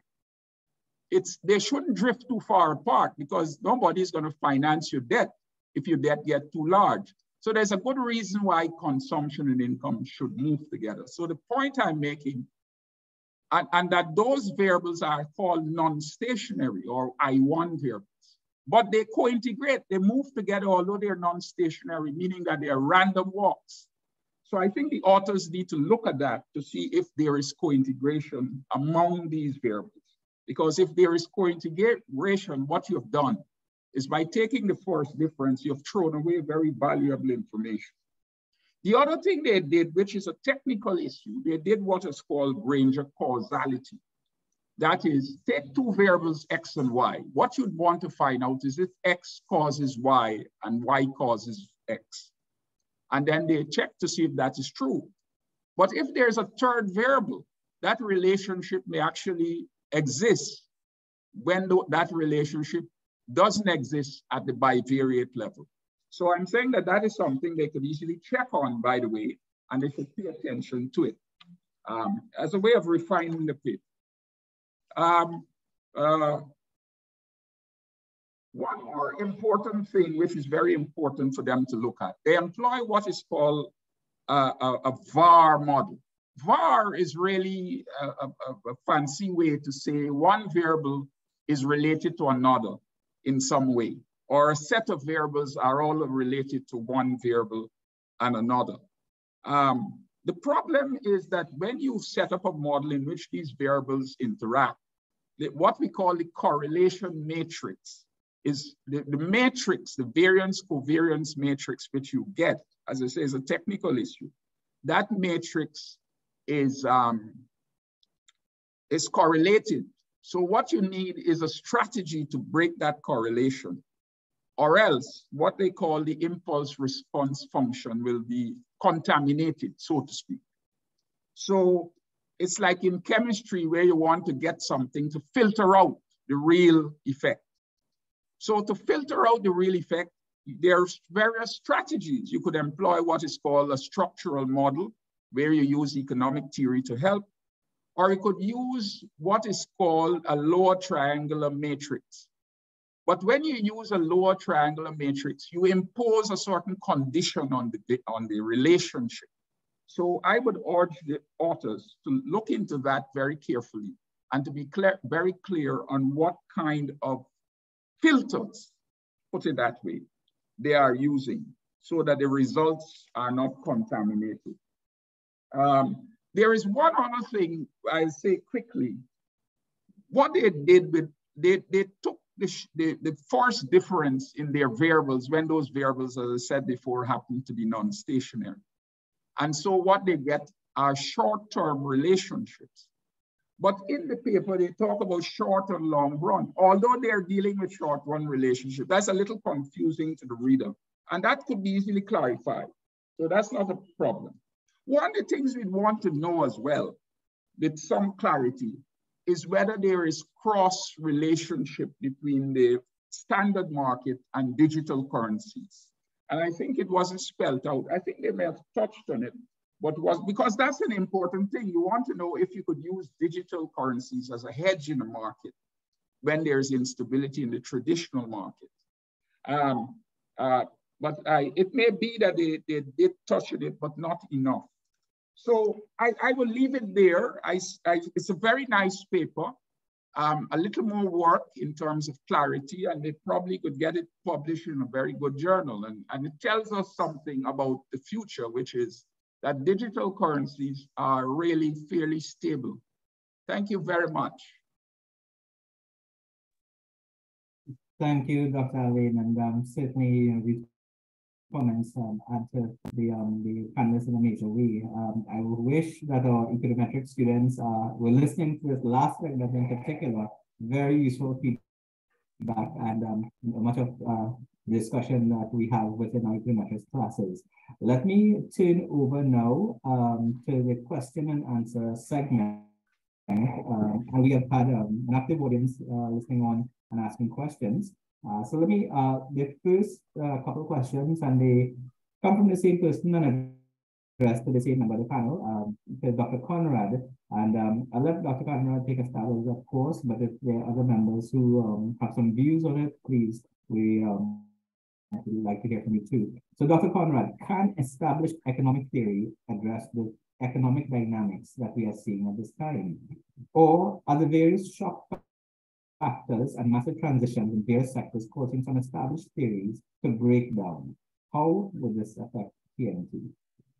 Right, so that let me put the question here. It's quite a mouthful there. Dr. Conrad. Okay. Thanks, Chair, to the person who asked the question. Thank you for the question.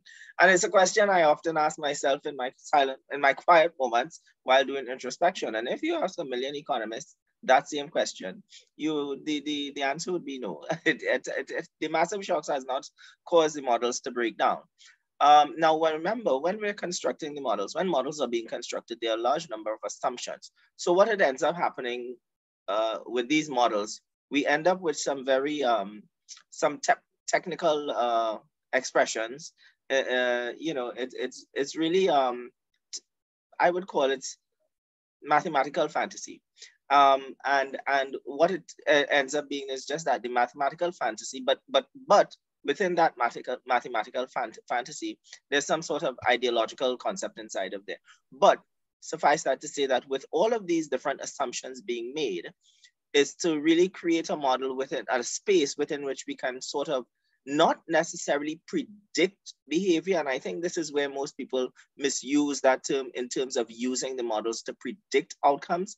The models are really to give us some insight into what is happening.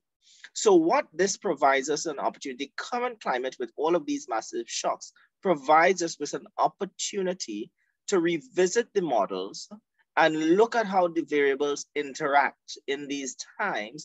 And that will give us some more insight into what really happened and what is really going on. Now, going forward, it will help us now not to predict, but to gain insight into what is happening and possibility in terms of what types of measures can be put in place to mitigate some of the outcomes of what we're seeing happening now. So I would not say that the models are breaking down.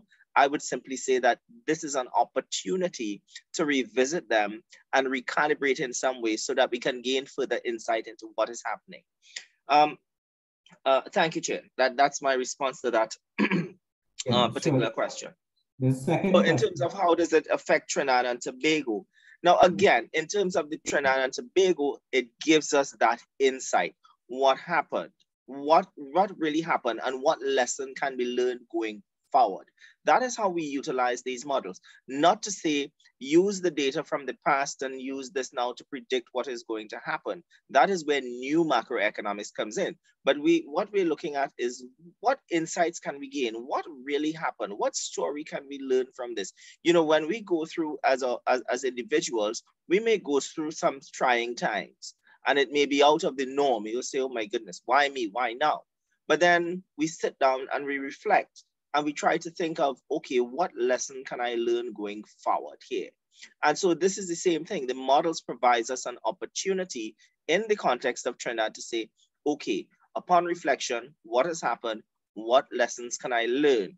And moving forward, how can I modify my behavior as an economic agent, as an economic system? How can we make modifications to keep us on that forward trajectory?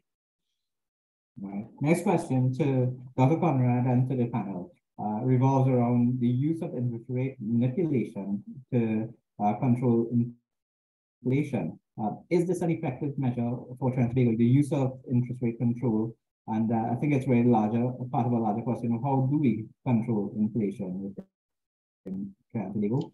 Well, I would hope Dr. Elaine and Dindial would chime in at this point as well. But to start it off, this would be a very interesting discussion because, as I mentioned, we have both cost push and demand pull inflation.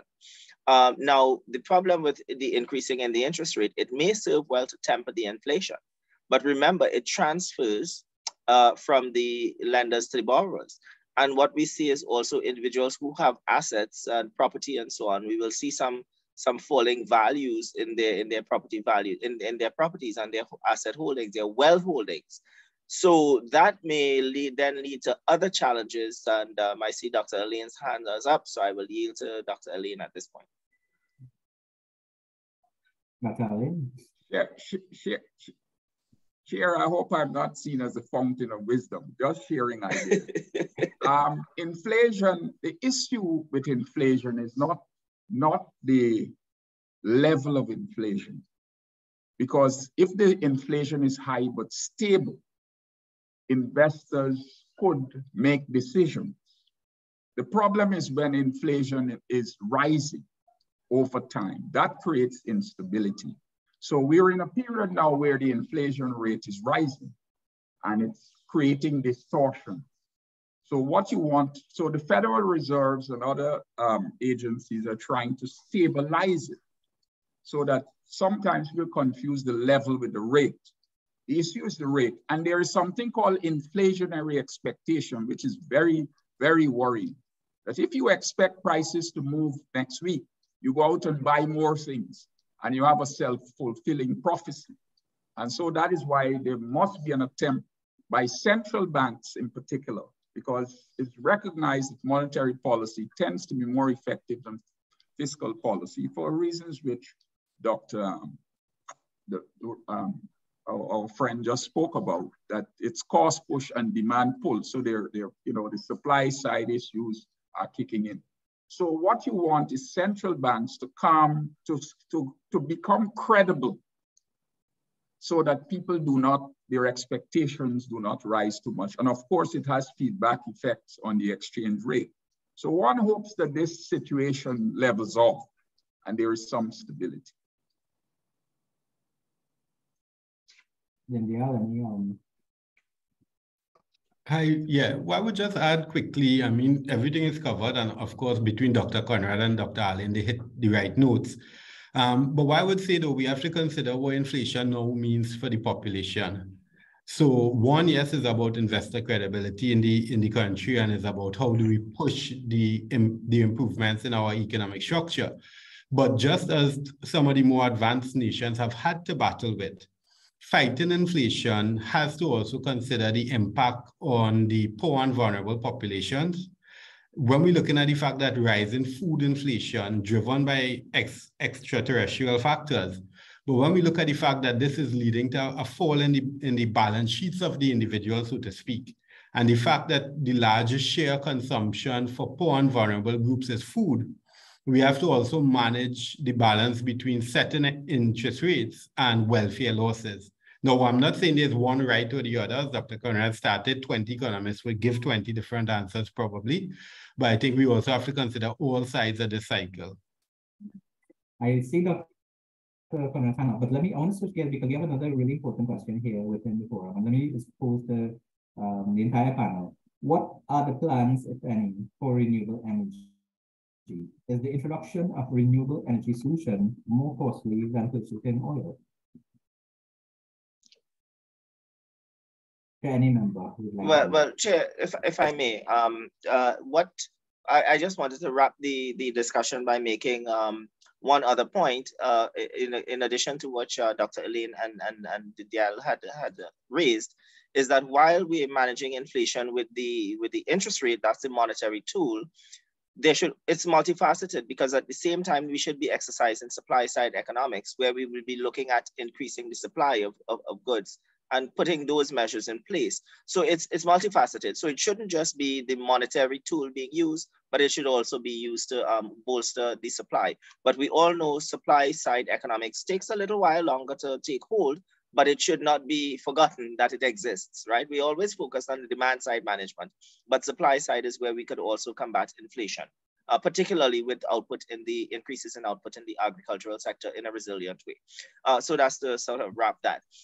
Now, in terms of the renewable energy, we see countries aggressively racing towards the non-renewable energy sources.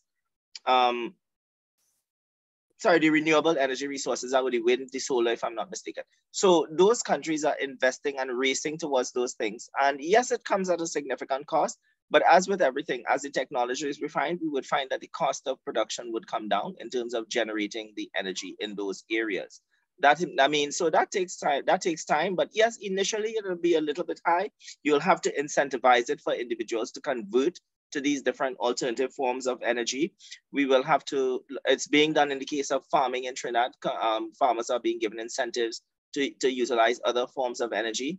Households are also being given incentives. So yes, it will cost upfront, but in the long run, we think of the impact on the environment. It will reduce the impact, the unpleasant impacts on the environment, which will reduce the cost of mitigating some of those impacts that we would feel from other sources of energy. So I would say, yes, initially it will cost more, but eventually the cost will come down, and that of course will be passed on to consumers.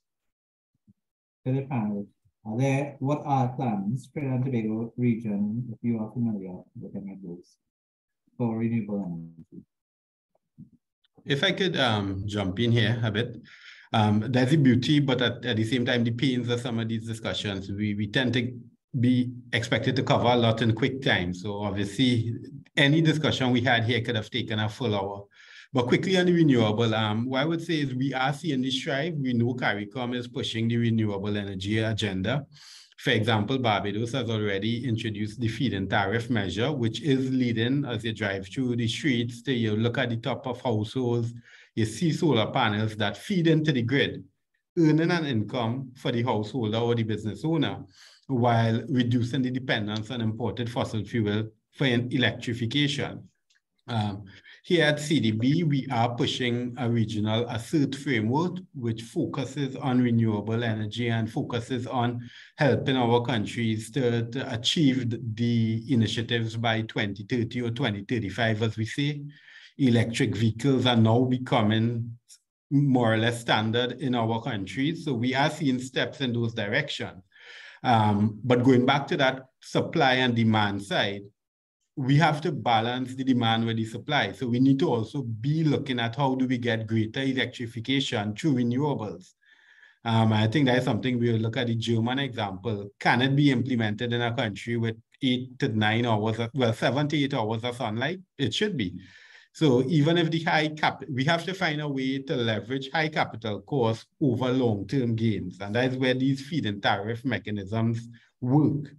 Upfront, you pay for the system. Over time, with the feed-in tariff, by 15 years or 10 years, you break even and then start earning a profits.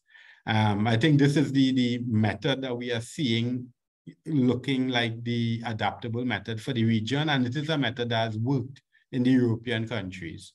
So it's now back to when Dr. Allen was talking about institutions.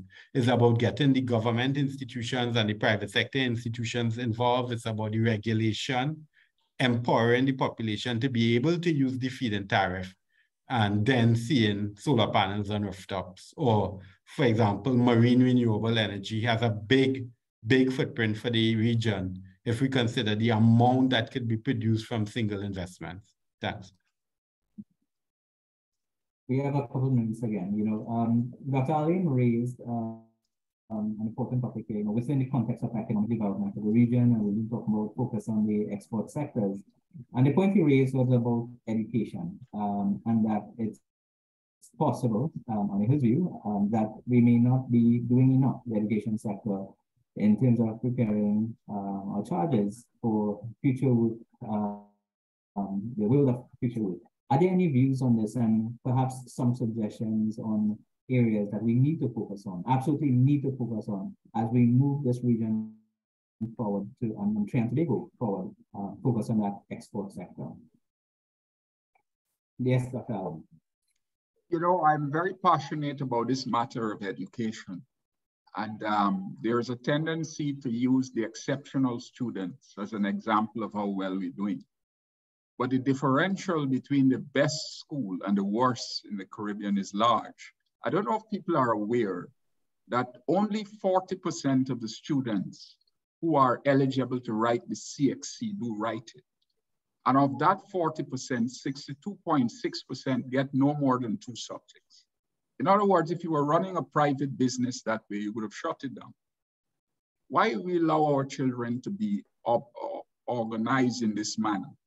So what you need is education that is designed to build real skills, and innovation and is critical. I don't know why, for example, a child in Guyana can't do an SBA with a child in Jamaica, for example, or why a child, if you're in Trinidad, Macroeconomic, can't do a SBA with a child in Fatima College. Why are the schools balkanized? The education system should be a smooth and continuous process.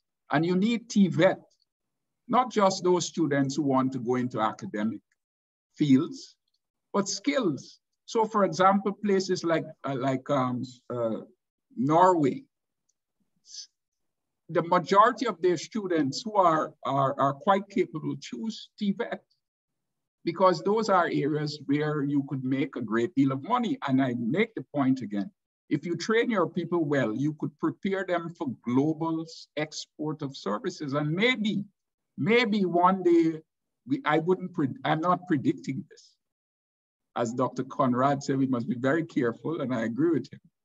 But conditional on the information we have, it may very well be that one day we will be climate migrants. And who will take us? Except that we are a highly educated and capable people, and everybody would want us. So this is a resilient strategy. And ministries of education must not be command centers. They must be service centers designed to work with the schools, the parents, and the community. So for example, a child has a project to do. That project could be a community-based project where you're solving problems in your community, rather than a theoretical project which the teacher dreams up, so that you link the schools to the community and you're solving problems. And then you interact, you interconnect all the schools. In a world now of ICT, teachers were eager to get the students into this classroom again and test them. We love testing. My thing is that you use a hybrid system. And if you have a problem in chemistry in Trinidad and Tobago or Jamaica or elsewhere, you could get a single teacher to teach the whole island on a Thursday, the best teacher you have. So they're powerful tools. And you could then use the other teachers to support those that are not able. So the point is, you want to teach students on the basis of their multiple intelligences. What we do, we teach to the average student. Everybody has to be one way. You know, so what you do, you identify the students and you teach them on, every child has a program related to his or her intelligence. And in 10 years, you could get vastly different results. But the point is that it has to be stakeholder driven. It can't be the Ministry of Education sending edicts. It has to be a combination of parents, of teachers, and of the rest of the community, all involved. So I think that there is a place there for a better education outcome. I think we will, Dr. Allen, we appreciate that, and we will end on that comment because we have to bring this panel to an end. Thank you to all presenters and the views here. We hope these conversations occur well beyond this session. Let me turn it over now to the second session, which we need to begin. Thank you, everyone. Thank you very much for chairing that session for us, Regan. And I'll also like to thank the presenters in your session, which will be Darren, Dindial, Gabriella, and certainly Dylan. Thank you very much for being part of the first session. We will now seamlessly go into session 2, which is going to be macroeconomic effects of climate change and natural disasters. Presenting, our first presenter will be Mr. Andel Nelson. Andel is an economist in the research department of the Central Bank of Trinidad and Tobago. He is responsible for academic and policy research, routine reporting, and economic forecasting in areas related to the central government's public finances. He is a current PhD student here at the University of the West Indies and holds an MSc with distinction and BSc with honors degrees in economics. So I'll turn the floor over to you, Andel. Thank you, Dr. Mohammed.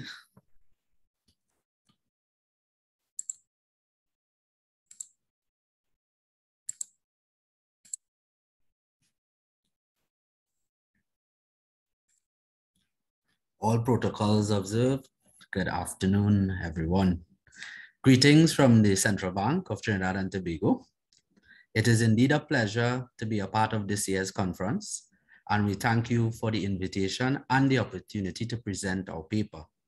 Before I begin, I would like to acknowledge my co-author, Mr. Avinash Ramlogan. We are happy to share our work, which examines the effects of fiscal and monetary policy on carbon dioxide emissions. Gentle reminder that the views expressed in this paper are the views of the authors and not necessarily the views of the Central Bank. The presentation is structured as follows. In the interest of time, I would move right in. So I feel privileged to present on this topic, given the increasing regularity in weather alerts administered by the Met Office and the most recent flooding in Trinidad and Tobago. I have noted that since 2018, every October, Trinidad and Tobago has experienced devastating flooding, a disruptive event which we know has far-reaching social and economic consequences. The year 2020 has been recorded as the hottest year, and in Trinidad and Tobago, there was a reported case of hail falling in central Trinidad. I think we all can agree that our climate is changing. A few decades ago, climate change was seen as a distant future problem. Today, climate change has become a real and pressing issue requiring urgent action. A recent intergovernmental panel on climate change reports that global warming is expected to reach 1.5 degrees Celsius between 2030 and 2050, and will likely overshoot this target if action is not taken to curb greenhouse gas emissions. Recent data shows that the concentration of various greenhouse gases in the atmosphere rose substantially compared to pre-industrial levels. CO2 emissions has reached 149% of the pre-industrial level. Greenhouse gases such as methane and nitrous oxide have also increased dramatically over pre-industrial levels. It should be noted that should global temperatures reach 1.5 degrees Celsius and higher, climate-related risk for natural and human systems are much higher and can be severe, even irreversible, leading to loss of some ecosystems. Within this context, averting this crisis required large-scale efforts to reduce environmental emissions by 2030 and reach a net zero status by 2050. From a policy standpoint, many researchers have been looking more closely at the role of fiscal and monetary policy in environmental emission. Our paper's primary purpose is to empirically examine the effects of monetary and fiscal policy on carbon dioxide emissions in Trinidad and Tobago. Now, Trinidad and Tobago contribution to global carbon dioxide emission is considered low in absolute terms. However, the country is a significant contributor in per capita terms. In 2018, Trinidad and Tobago ranked second in the world in terms of CO2 emissions per capita, and there is clear evidence of an upward slope in emissions over time. The high level of per capita emissions stems from the industrialized petroleum-based nature of the economy. The country's economic activity is dominated by crude oil and liquefied natural gas production. Chart 1 shows the close association between CO2 emissions per capita, fossil fuel consumption per capita, and real GDP per capita. Chart 2 provides a sectoral decomposition of greenhouse gas emissions in Trinidad and Tobago for 2020. The data shows that power generation accounts for 43% of total greenhouse gas emissions, manufacturing, transport, and industrial activities account for 15%, 13%, and 11% respectively. When we turn to chart 3, it is observable that increases in government expenditure coincides with enhanced revenue and vice versa, supporting the pro-cyclical behavior of fiscal policies in Trinidad and Tobago. CO2 emissions also follow a similar trend, increasing with higher government spending and falling with lower outlays. For instance, the decline in CO2 emissions between 2009 and 2014 coincided with lower spending and revenues. Chart 4, however, shows no clear association between interest rate variables and CO2 emissions in Trinidad and Tobago. This preliminary finding needs to be explored further, as many studies for other countries have found that interest rates can significantly influence credit, investment, and consumption spending and result in changes in carbon dioxide emissions. Now, in the interest of time, I will summarize the literature. In our paper, we looked at the theoretical literature, the empirical literature, and then we also discussed some recent development in terms of modeling climate change. But in the interest of time, we would focus on the empirical literature, which is quite extensive. Now, many studies that investigated the effects of fiscal and monetary policy on greenhouse gas emission focused on CO2 emissions, perhaps maybe because of CO2 emissions contributing the highest proportion of greenhouse gas emissions in the atmosphere. The results, however, are mixed. Fiscal policy has amplifying and mitigating impacts on CO2 emissions across various jurisdictions, such as low-income countries, emerging economies, such as Brazil, Russia, India, and so on, Asian economies, such as Indonesia. Monetary policy also had amplifying and mitigating effects on environmental emission across some of these economies. Now, the literature also identifies climate-related green fiscal and monetary policies to reduce carbon dioxide emissions. These are public spending and investment, public-private partnership, price policies such as taxation and incentives, and public guarantees. And this is on the fiscal side. Climate-related green monetary policy include incorporating climate-related risk analysis in central banks' collateral framework, green quantitative easing, and climate-related funding mechanisms. Each of these policies come with their benefits and drawbacks and could be employed in certain situations across different jurisdictions. As it pertains to the methodology to analyze the effects of monetary and fiscal policy on carbon dioxide emissions in Trinidad and Tobago, we use annual data from 1970 to 2020 and employ the NARDL methodology. The choice of modeling was based on the Cobb-Douglas production function found in the literature and augmented to incorporate monetary and fiscal policy variables. Now, some experts may have concern with including monetary policy into the production function. However, it should be noted that consistent with the literature, cash reserves or balances is a productive asset that facilitates the operations of business sectors, and it is the central bank's monetary policy that influences firms' ability to hold and manage their cash balances. To capture the fiscal policy stance in an efficient way, we construct a fiscal policy index. More specifically, we use government revenue and government expenditure to construct the index via principal component analysis. Similarly, we construct the monetary policy index via PCA to efficiently capture monetary policies. We use the bank discount rate, the 3-month treasury rate, and the reserve requirement ratio to construct the index. The variables used in the model are CO2 per capita, carbon dioxide emission per capita, fossil fuel energy consumption per capita, carbon intensity, the fiscal policy index, the monetary policy index, and import capacity. Now, having specified the variables in our model, we check the stationarity characteristics of the variable. We also test the stationary characteristics of the variables considering this a single structural break. Additionally, we use the BDS test to confirm the existence of nonlinearity within the data. And based on the results of the unit root and the BDS test, we use the NARDL methodology to estimate the model. With the NARDL model, we derive the dynamic multiplier, which is equivalent to the impulse response function in a VAR setup. In terms of the results of the standard unit root test show that all variables are integrated of order 1, except import capacity, which shows evidence of stationarity. The structural break unit root test results reveal that the time series are display the same stationarity status as the unit root test without structural break, implying that the test for structural break was insignificant.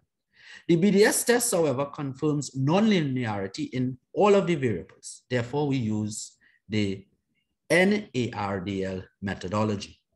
Now, the results of the NARDL bond co-integration test method suggest the existence of a long-run relationship between carbon dioxide emissions, fossil fuel energy consumption, carbon intensity, fiscal policy, monetary policy, and import capacity. The results show that the coefficients of fossil fuel energy consumption, carbon intensity, and import capacity are positive and significant in the short run and the long run. The short run estimate for expansionary and contractionary fiscal policy is positive and statistically significant. The long run estimate for expansionary and contractionary fiscal policy is also positive and statistically significant, implying that both government revenue and spending are emissions generating.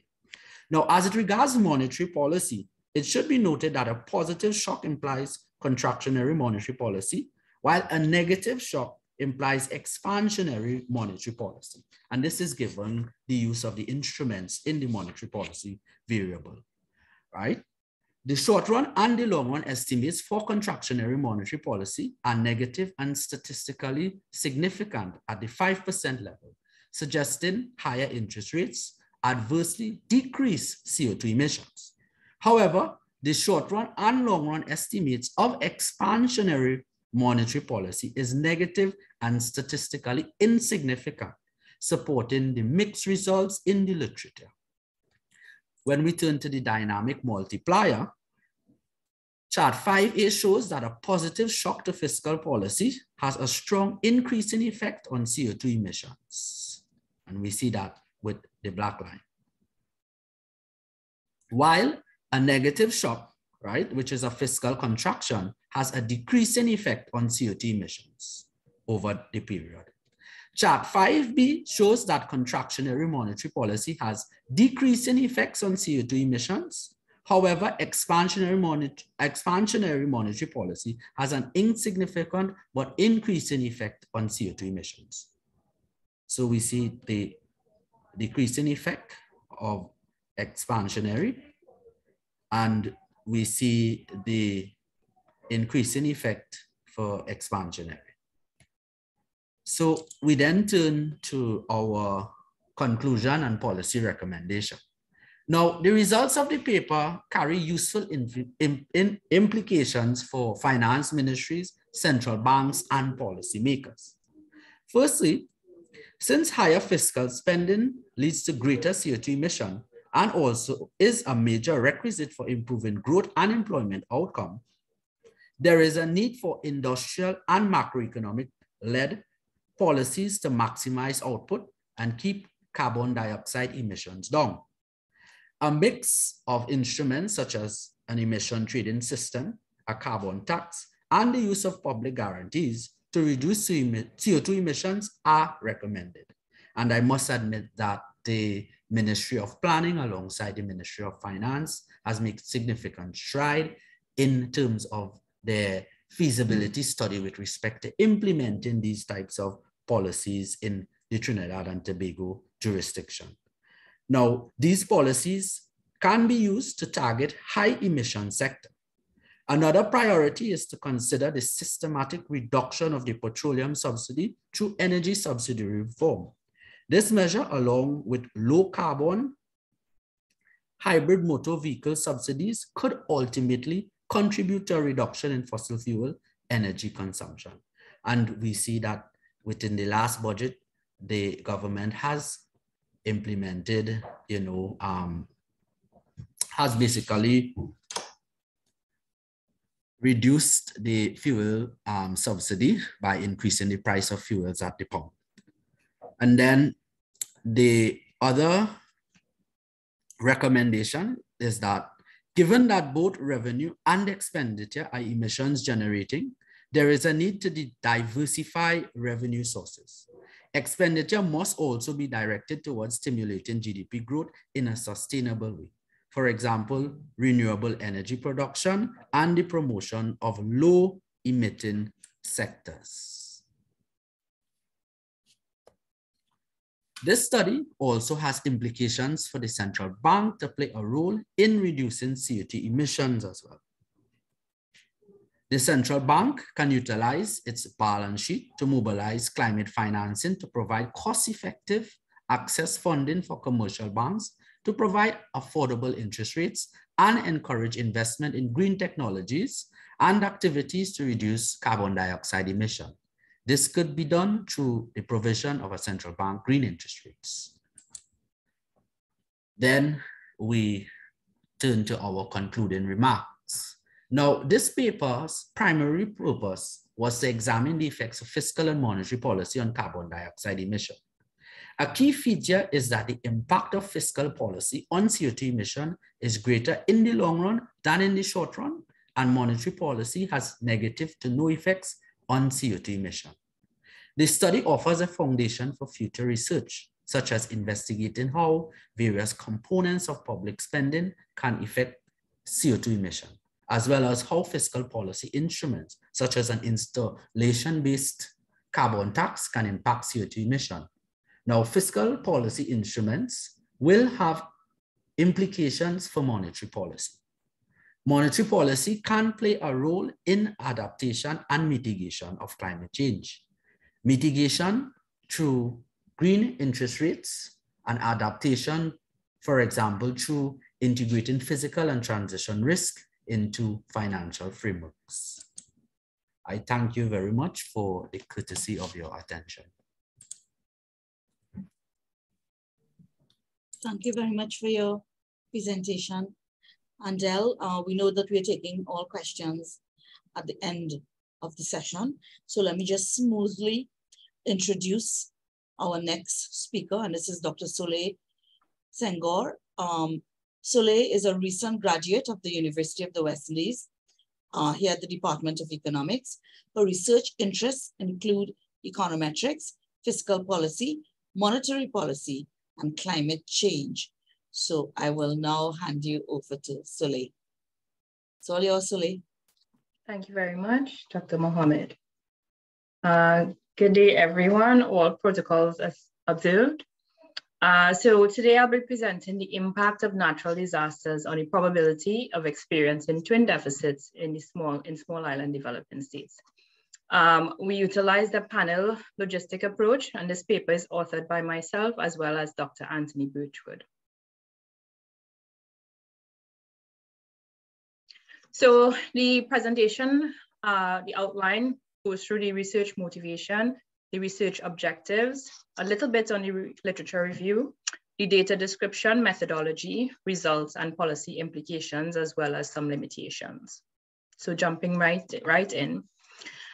So many small island developing states have been experiencing twin deficits along with high debt levels. Amongst developing countries, current account deficits are seen to be particularly pervasive, and they are also seen with larger than average deficits. In recent years, the discussion surrounding the influences of fiscal deficits in fueling current account deficits has once again reemerged. Understanding the relationship between the fiscal deficit and the current account deficit is particularly important for small island developing states interested in the reduction of government borrowing, as well as ultimately financial stability. Now, natural disasters affect economic activities by damaging the infrastructure of the economy. It causes losses in the productive capacity and increases unemployment. It further affects government spending, as there will be increases in public expenditure on priority tasks such as healthcare services, re-establishing communication, sanitation, rescue, and reconstruction efforts in the aftermath. So SIDS are disproportionately disadvantaged given their location, inability to diversify against shocks, limited fiscal space, and poor administrative capacity. Natural disasters cause economic pressures to both the fiscal and current account balances, and prolonged exposure to consistent natural disasters can create a large-scale economic imbalance.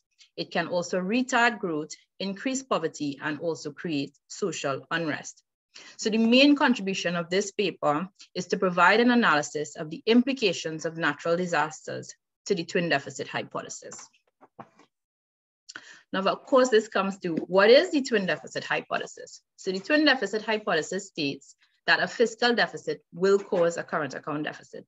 And there are four main theories that speak to the twin deficit. The first is the Keynesian proposition, which is the most widely used theory of the twin deficit hypothesis. And this one states that, of course, the fiscal deficits cause current account deficits. The second theory is the Mundell-Fleming model, which also states that fiscal deficits cause current account deficits. However, it also shows the significance of exchange rates, which can allow for market force adjustments in reaction to changing economic conditions.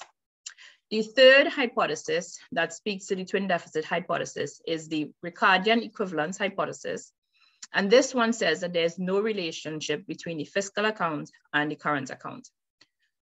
The fourth one, which is current account targeting hypothesis, proposes that countries systematically utilize economic policy tools in an effort to achieve approximate current account balance. So in this case, current account balance will cause the fiscal balance.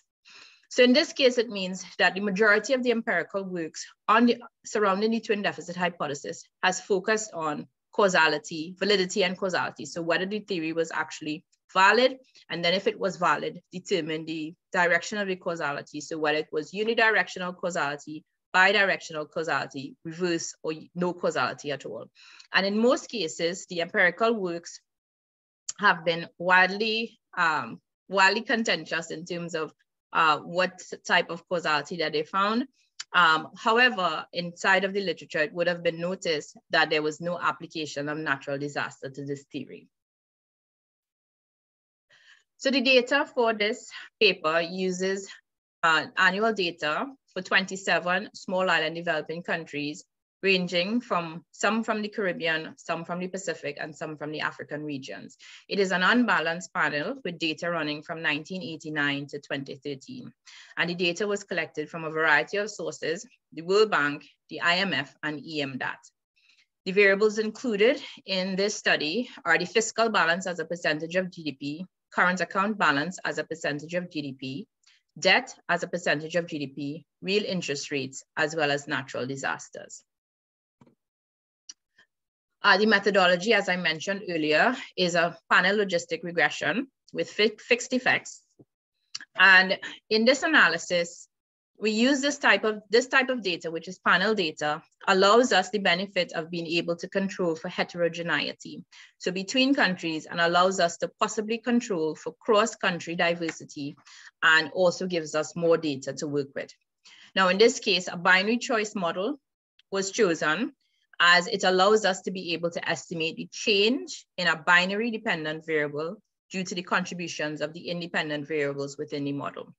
Now, in this case, two models were run. The first was to determine the incidence of twin deficit hypothesis, and the second was to determine the direct effect on the current account balance.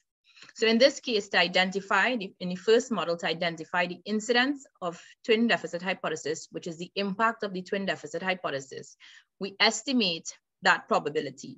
And so we created a dummy variable for the incidence of by imposing a restriction on both the current account and the fiscal balance at the same time. So in this case, the variable would be coded 1 if it is that both the fiscal deficit and the current account deficit were in excess of 3% of GDP, and it would be coded as 1 if it was less than that or greater than that value, I should say. Now, this value of 3% of GDP was selected based on the criteria set out in the European Union's Growth and Stability Pact. So that was the criteria that was used for the incidence of twin deficits. And for the second model, the restriction was only placed on the current account balance. So not on both current and fiscal, but this one was just current account. We had additional variables that were created as binary variables for the models. The additional was a debt threshold variable, where in this case, it would be coded 1 if the debt to GDP ratio was greater than 60%, and it would be coded as 0 if it was less than 60%. And of course, we had a natural disaster period, variable, which included both the current period and the post-disaster period. So of course, it would be coded as 1 if they experience a natural disaster, and 0 if a natural disaster did not occur. And of course, it would be coded 1 in the post-disaster period for the post-disaster variable and 0 for all other periods.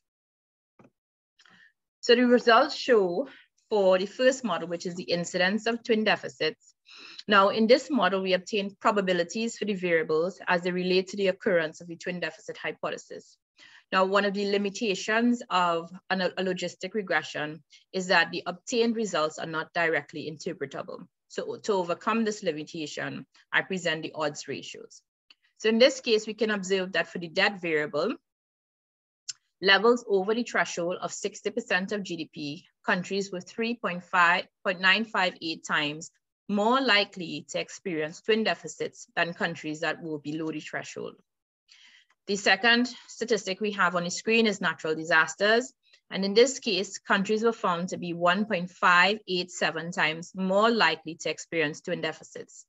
In the post-disaster period, it had higher odds than the period that the natural disaster actually occurred. And in this case, SIDS were found to be 1.681 times more likely to experience twin deficits in the post-disaster period than in any other time.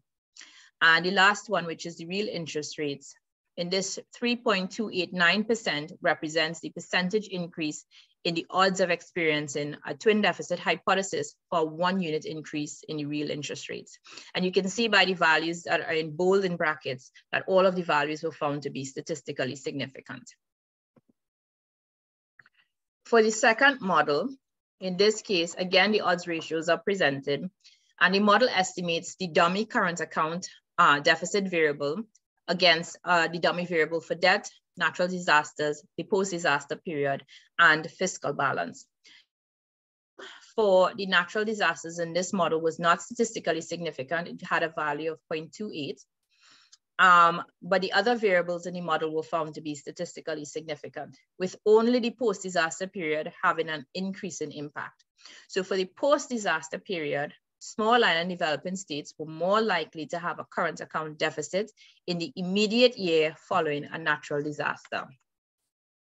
For both the debt threshold variable and the fiscal balance, the odds are lower than the value of 1, which indicates that the odds are lower for experiencing a current account deficit.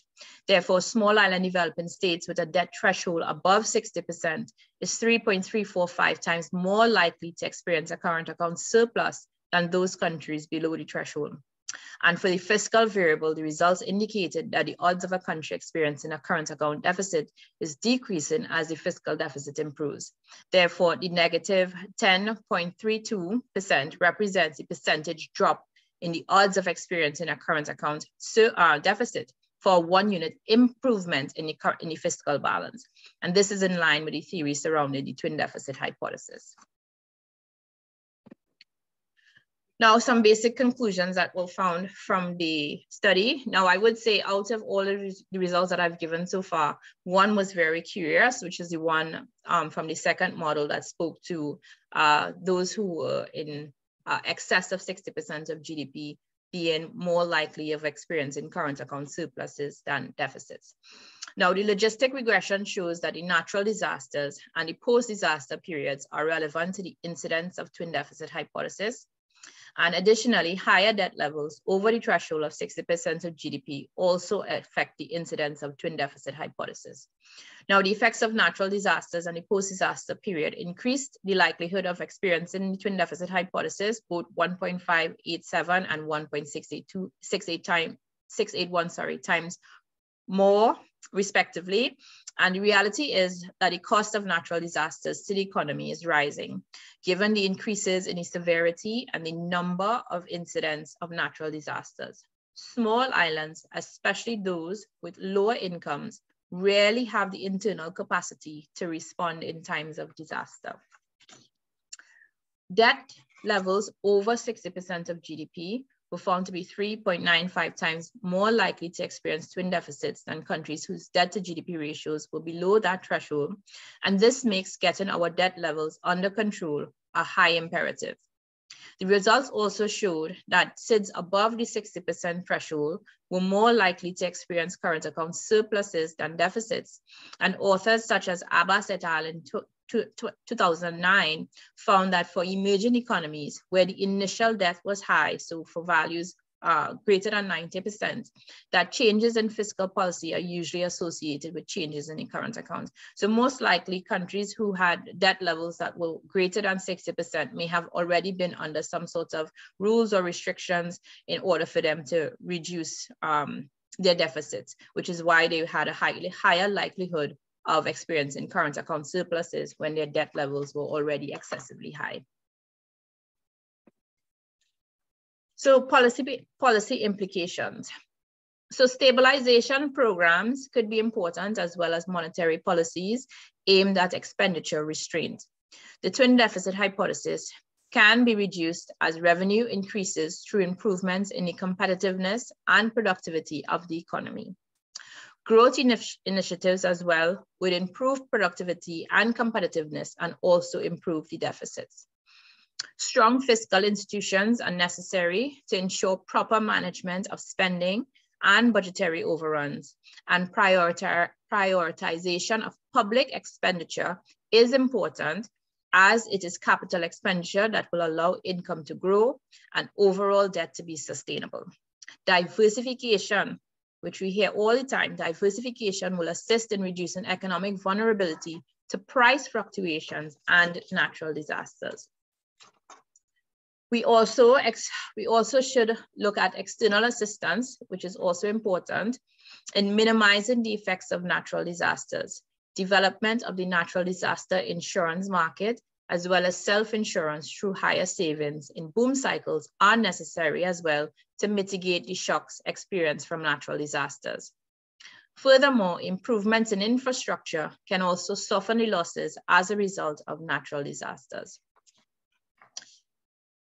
So after the policy implications, I'm just going to mention the limitations of the study. And there were two major limitations of the study. The first is the unavailability of up-to-date data. So the study runs from 1989 to 2013.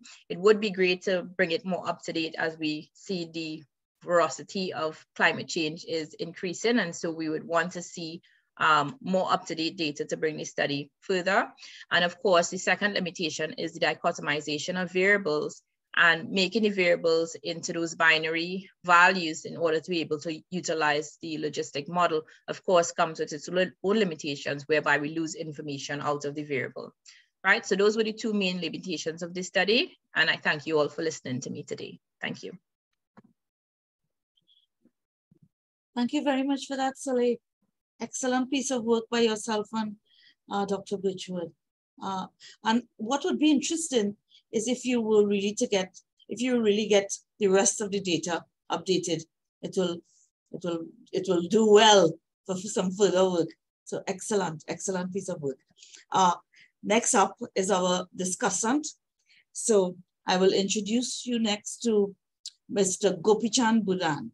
Gopichan is presently a PhD economics student here at the Department of Economics. He graduated in 2010 with a Bachelor of Science, major in economics, minor in international relations. A year later, 2011, he graduated with a master, with an MSc in economics. Mr. Durant has worked on projects with institutions such as the EMA, the IADB, and the Caribbean Public Health Agency, COTE. Gopichan's current research interests are in the areas of solid waste management, climate change, and sustainable development. Currently, he is conducting research on municipal solid waste as a potential energy source for generating electricity at the Beetham, Forest, and Guanapo landfills in Trinidad via methane capture and utilization. So I will pass the floor on to you, Gopichan.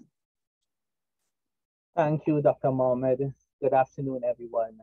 First, I would like to thank the presenters for their well-rounded presentations provided under the heading of macroeconomic effects of climate change and natural disasters. Given that both presentations focus on small island developing states, it is important to understand the impact of climate change on the macroeconomic variables such as economic growth, real output, labor productivity, unemployment, and international trade. Firstly, the paper titled Examining the Role of Fiscal and Monetary Policies in Climate Change in TNT, the Effects of These Policies on Carbon Dioxide Emissions, produced by Mr. Ramlogan and Mr. Nelson, was well articulated and executed.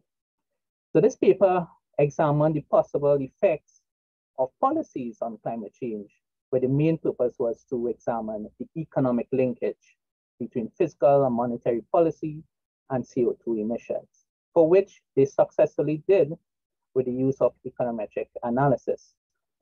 Also in this paper, they used the nonlinear autoregressive distribution lab. So this paper was highly technical, right? It showed sufficient rigor with detailed econometric application together with theoretical underpinning. So the paper found that fossil fuel energy consumption, carbon intensity, import capacity positively impacted on CO2 emission. And the effect is greater in the long run for Trinidad and Tobago. Given these variables highlighted, one may ask whether there are other possible variables that could have been included, such as real output, which can influence CO2 emissions.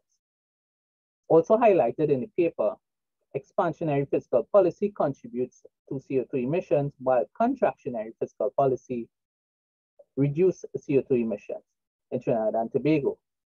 However, monetary policies seem to have little or no impact on CO2 emissions in Trinidad and Tobago, which is very interesting, right? Because some of the literature highlighted indicated that there's some level of a positive relationship between monetary policy and CO2 emissions. Therefore, What is the difference in the case of Trinidad and Tobago to produce such a result in this paper? So given the foregoing, one of the recommendations of this paper that was well received is the idea of the central bank green interest rate. In Trinidad and Tobago, there is nothing really significant as it relates to monetary policy side of the spectrum to encourage climate change adaptation and also mitigation. Therefore, at some point, I would like to hear more on this concept of this green interest rate for Trinidad and Tobago and how and the inner workings of this concept. The paper next, the next paper, the impact of natural disasters on the probability of experiencing twin deficits on small island developing states by Dr. Senghor and Dr. Birchwood, gave a comprehensive analysis on the impact of natural disasters on the twin deficit hypothesis. They used the logistic regression modeling, as we just saw. The use of panel data as it relates to small island developing states was well received, given the issue we face in terms of obtaining data for Caribbean countries, and Dr. Senghor did highlight it just recently. I can also say that the econometric modeling was well executed and comprehensive. So given the results, countries, as Dr. Senghor indicated, countries with debt levels of over 60% are approximately 4 times likely to experience a twin deficit. All right, so considering Caribbean countries, right, and their debt level, recent data for the year 2021, right, 5 of the most indebted countries were Barbados at 137%, Suriname 125%, the Bahamas 102%, Dominica 101%, and Antigua and Bermuda 79%. All of these countries were included in the study. Therefore, we can assume that these countries may be highly susceptible to the twin deficit that can result from a natural disaster. However, it was not really surprising that natural disasters affect the likelihood of occurrence of the twin deficits in countries. But what stood out to me is the post-disaster period also likely affected, but more so at a greater magnitude. Therefore, for the case of small island developing states, post-disaster conditions may exacerbate the twin deficits, according to the paper, if the necessary mechanisms are not in place to mitigate its impact. Also noted in the paper, countries with high real interest rates are more likely to experience a twin deficit. Current account, in relation to the current account, countries are more likely to have deficits in the immediate year of the disaster. But the plus side is that countries can experience a decrease in their current account deficit if fiscal deficit improves. So considering natural disasters, as Weisner et al. In 1976 outlines, there is nothing natural about a disaster. Disasters occur because of some inherent vulnerability. Therefore, one may ask, what are those inherent vulnerabilities in the case of small island developing states that would give rise to the twin deficit? The idea of natural disaster insurance, as outlined by Dr. Senghor, as well as a reduction of debt among small island developing states, is well noted and is absolutely necessary for the Caribbean, especially those islands that lie on the hurricane belts, because these islands are at risk annually from being impacted on by at least weather-related events. These papers are an interesting read. Given my current research centers around greenhouse gas emissions from landfills and renewable energy technologies. Also, both papers provide a decent analysis and fits well into the literature linking small island developing states and the environment. I thank you for your time and opportunity to be part of this session. I return to you, Chair. Thank you very much, Gopi. Thank you very much for that, that breakdown. I have 2 questions. One is a specific question to Andel. So Andel, regarding some of your policy responses to address CO2 increases, how viable is ETS in Trinidad and Tobago, given the small size of the market? A carbon tax may be more suitable, but would there also be concerns for price pass-throughs, for price pass-throughs to consumers? Also regarding central bank green interest rate policy, how do you reconcile a central bank capital directioning action with the mandate to prevent systemic risks? Over to you. Thank you very much, Dr. Mohammed. Thank you very, very much for this question. It's thought-provoking, and I do have some answers for you. Firstly, I want to start off by saying that I think I was privileged to be a part of the stakeholder consultation, which looked at adopting carbon pricing approaches for Trinidad and Tobago. And at this consultation, there was some very healthy discussions with respect to the implementation of ETS in Trinidad and Tobago, as well as an economy-wide carbon tax, or even installation-based carbon tax, right? And in that discussion, some of these concerns that are being asked here were actually raised. And firstly, I'll start off by saying that all of these approaches are still under consideration by the Ministry of Planning, right? But to get more specific into what is really being asked in terms of the ETS and the size of the market and so on, right? Yeah, Trinidad and Tobago would be, too small, for the viability of our ETS, but it will be, more beneficial, or even to look at it on a more regional level. I think we could see some gains being achieved with respect to that sort of initiative.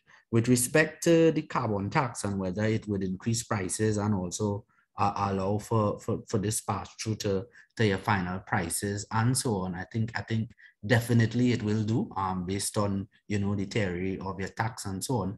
But what will be important, right, is that there would need to be complementary policies put in place in order to allow for this sort of deadweight loss that will actually be created as a result of the implementation of this tax, right?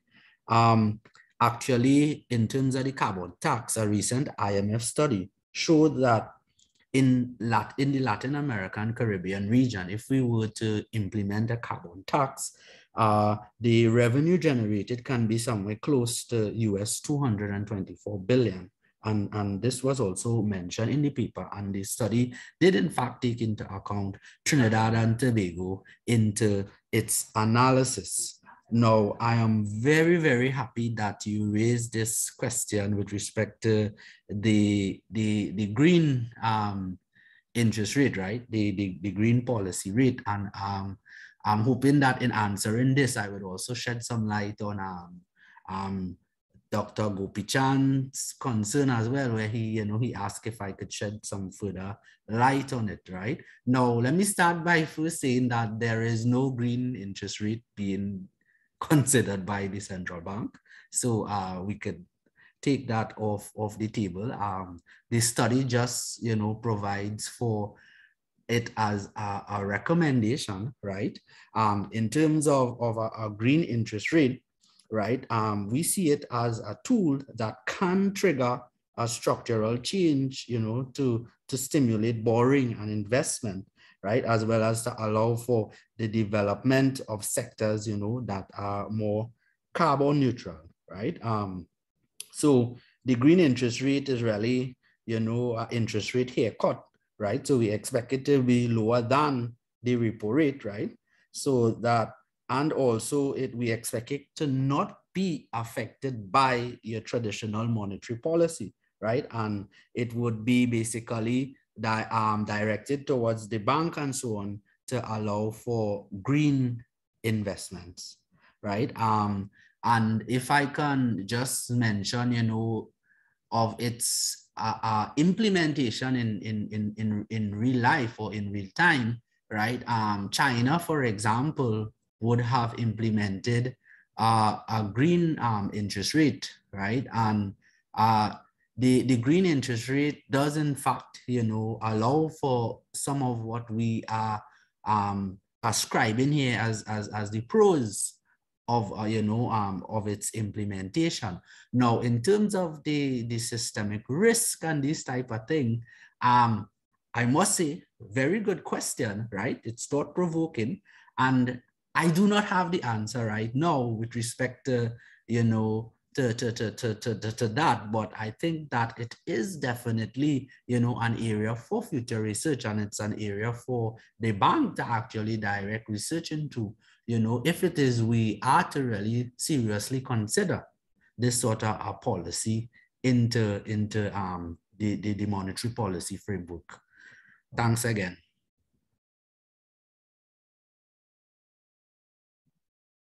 Thank you very much for that in-depth answer.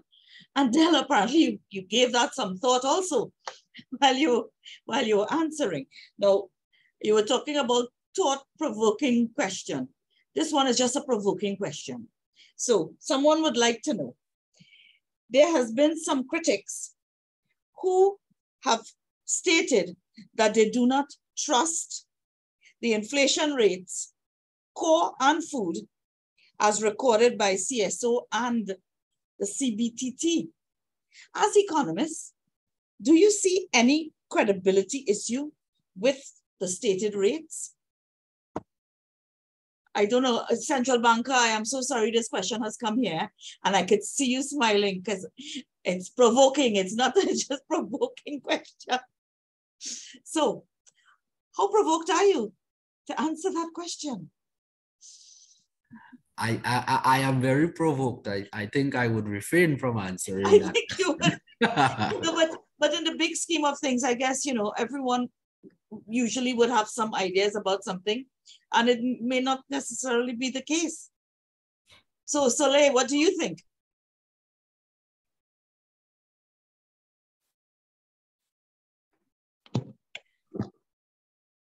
I think I want to go with Andel and say I want to stay out of it as well.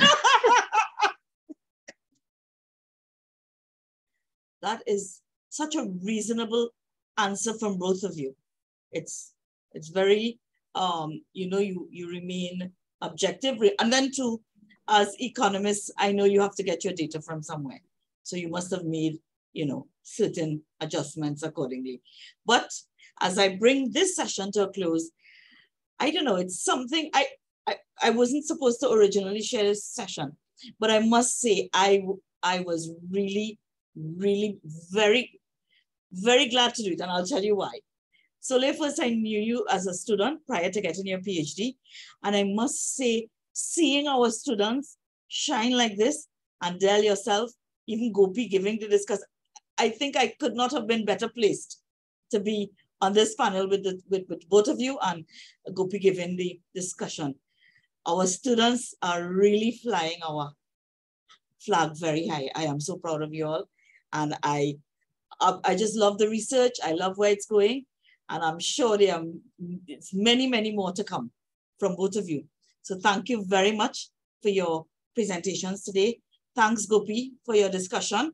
And you caused some provocation yourself, Gopi. So that's good.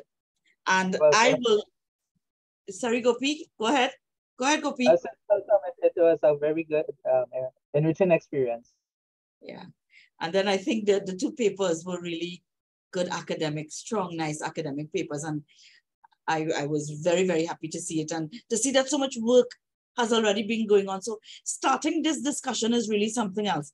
I mean, this whole thing with climate change, people really need to get on board and see where we're going and you know, what we're doing concerning this sort of research. So we're bringing this session to a close. I'm saying thanks again to all three of you. And then we'd also like to thank our audience for being present today. But let me take it all the way to the top and thank our Dean for bringing greetings for us. Certainly, Mr. Ian Durant for being our feature speaker. I will thank the chair of both. We had two panels, Dr. Deunanan. He chaired the first panel with Darren, Dindial, Gabriella, and Dylan, and then myself chairing our session, which is with Angel and Soleil, and we had the discussant being Gopichan. Now, for our audience, we hope to see you all tomorrow. And if you thought today was provoking, when you come back tomorrow, we have some more for you. We have many more sessions to go, interesting discussion, but this topic is really seeing what's happening in terms of climate change, in terms of what we're dealing with, how we manage risk. We would really like to see you all back tomorrow. And with that, I will say a pleasant good afternoon to everyone. And thanks very much for being here. Have a good afternoon, everyone.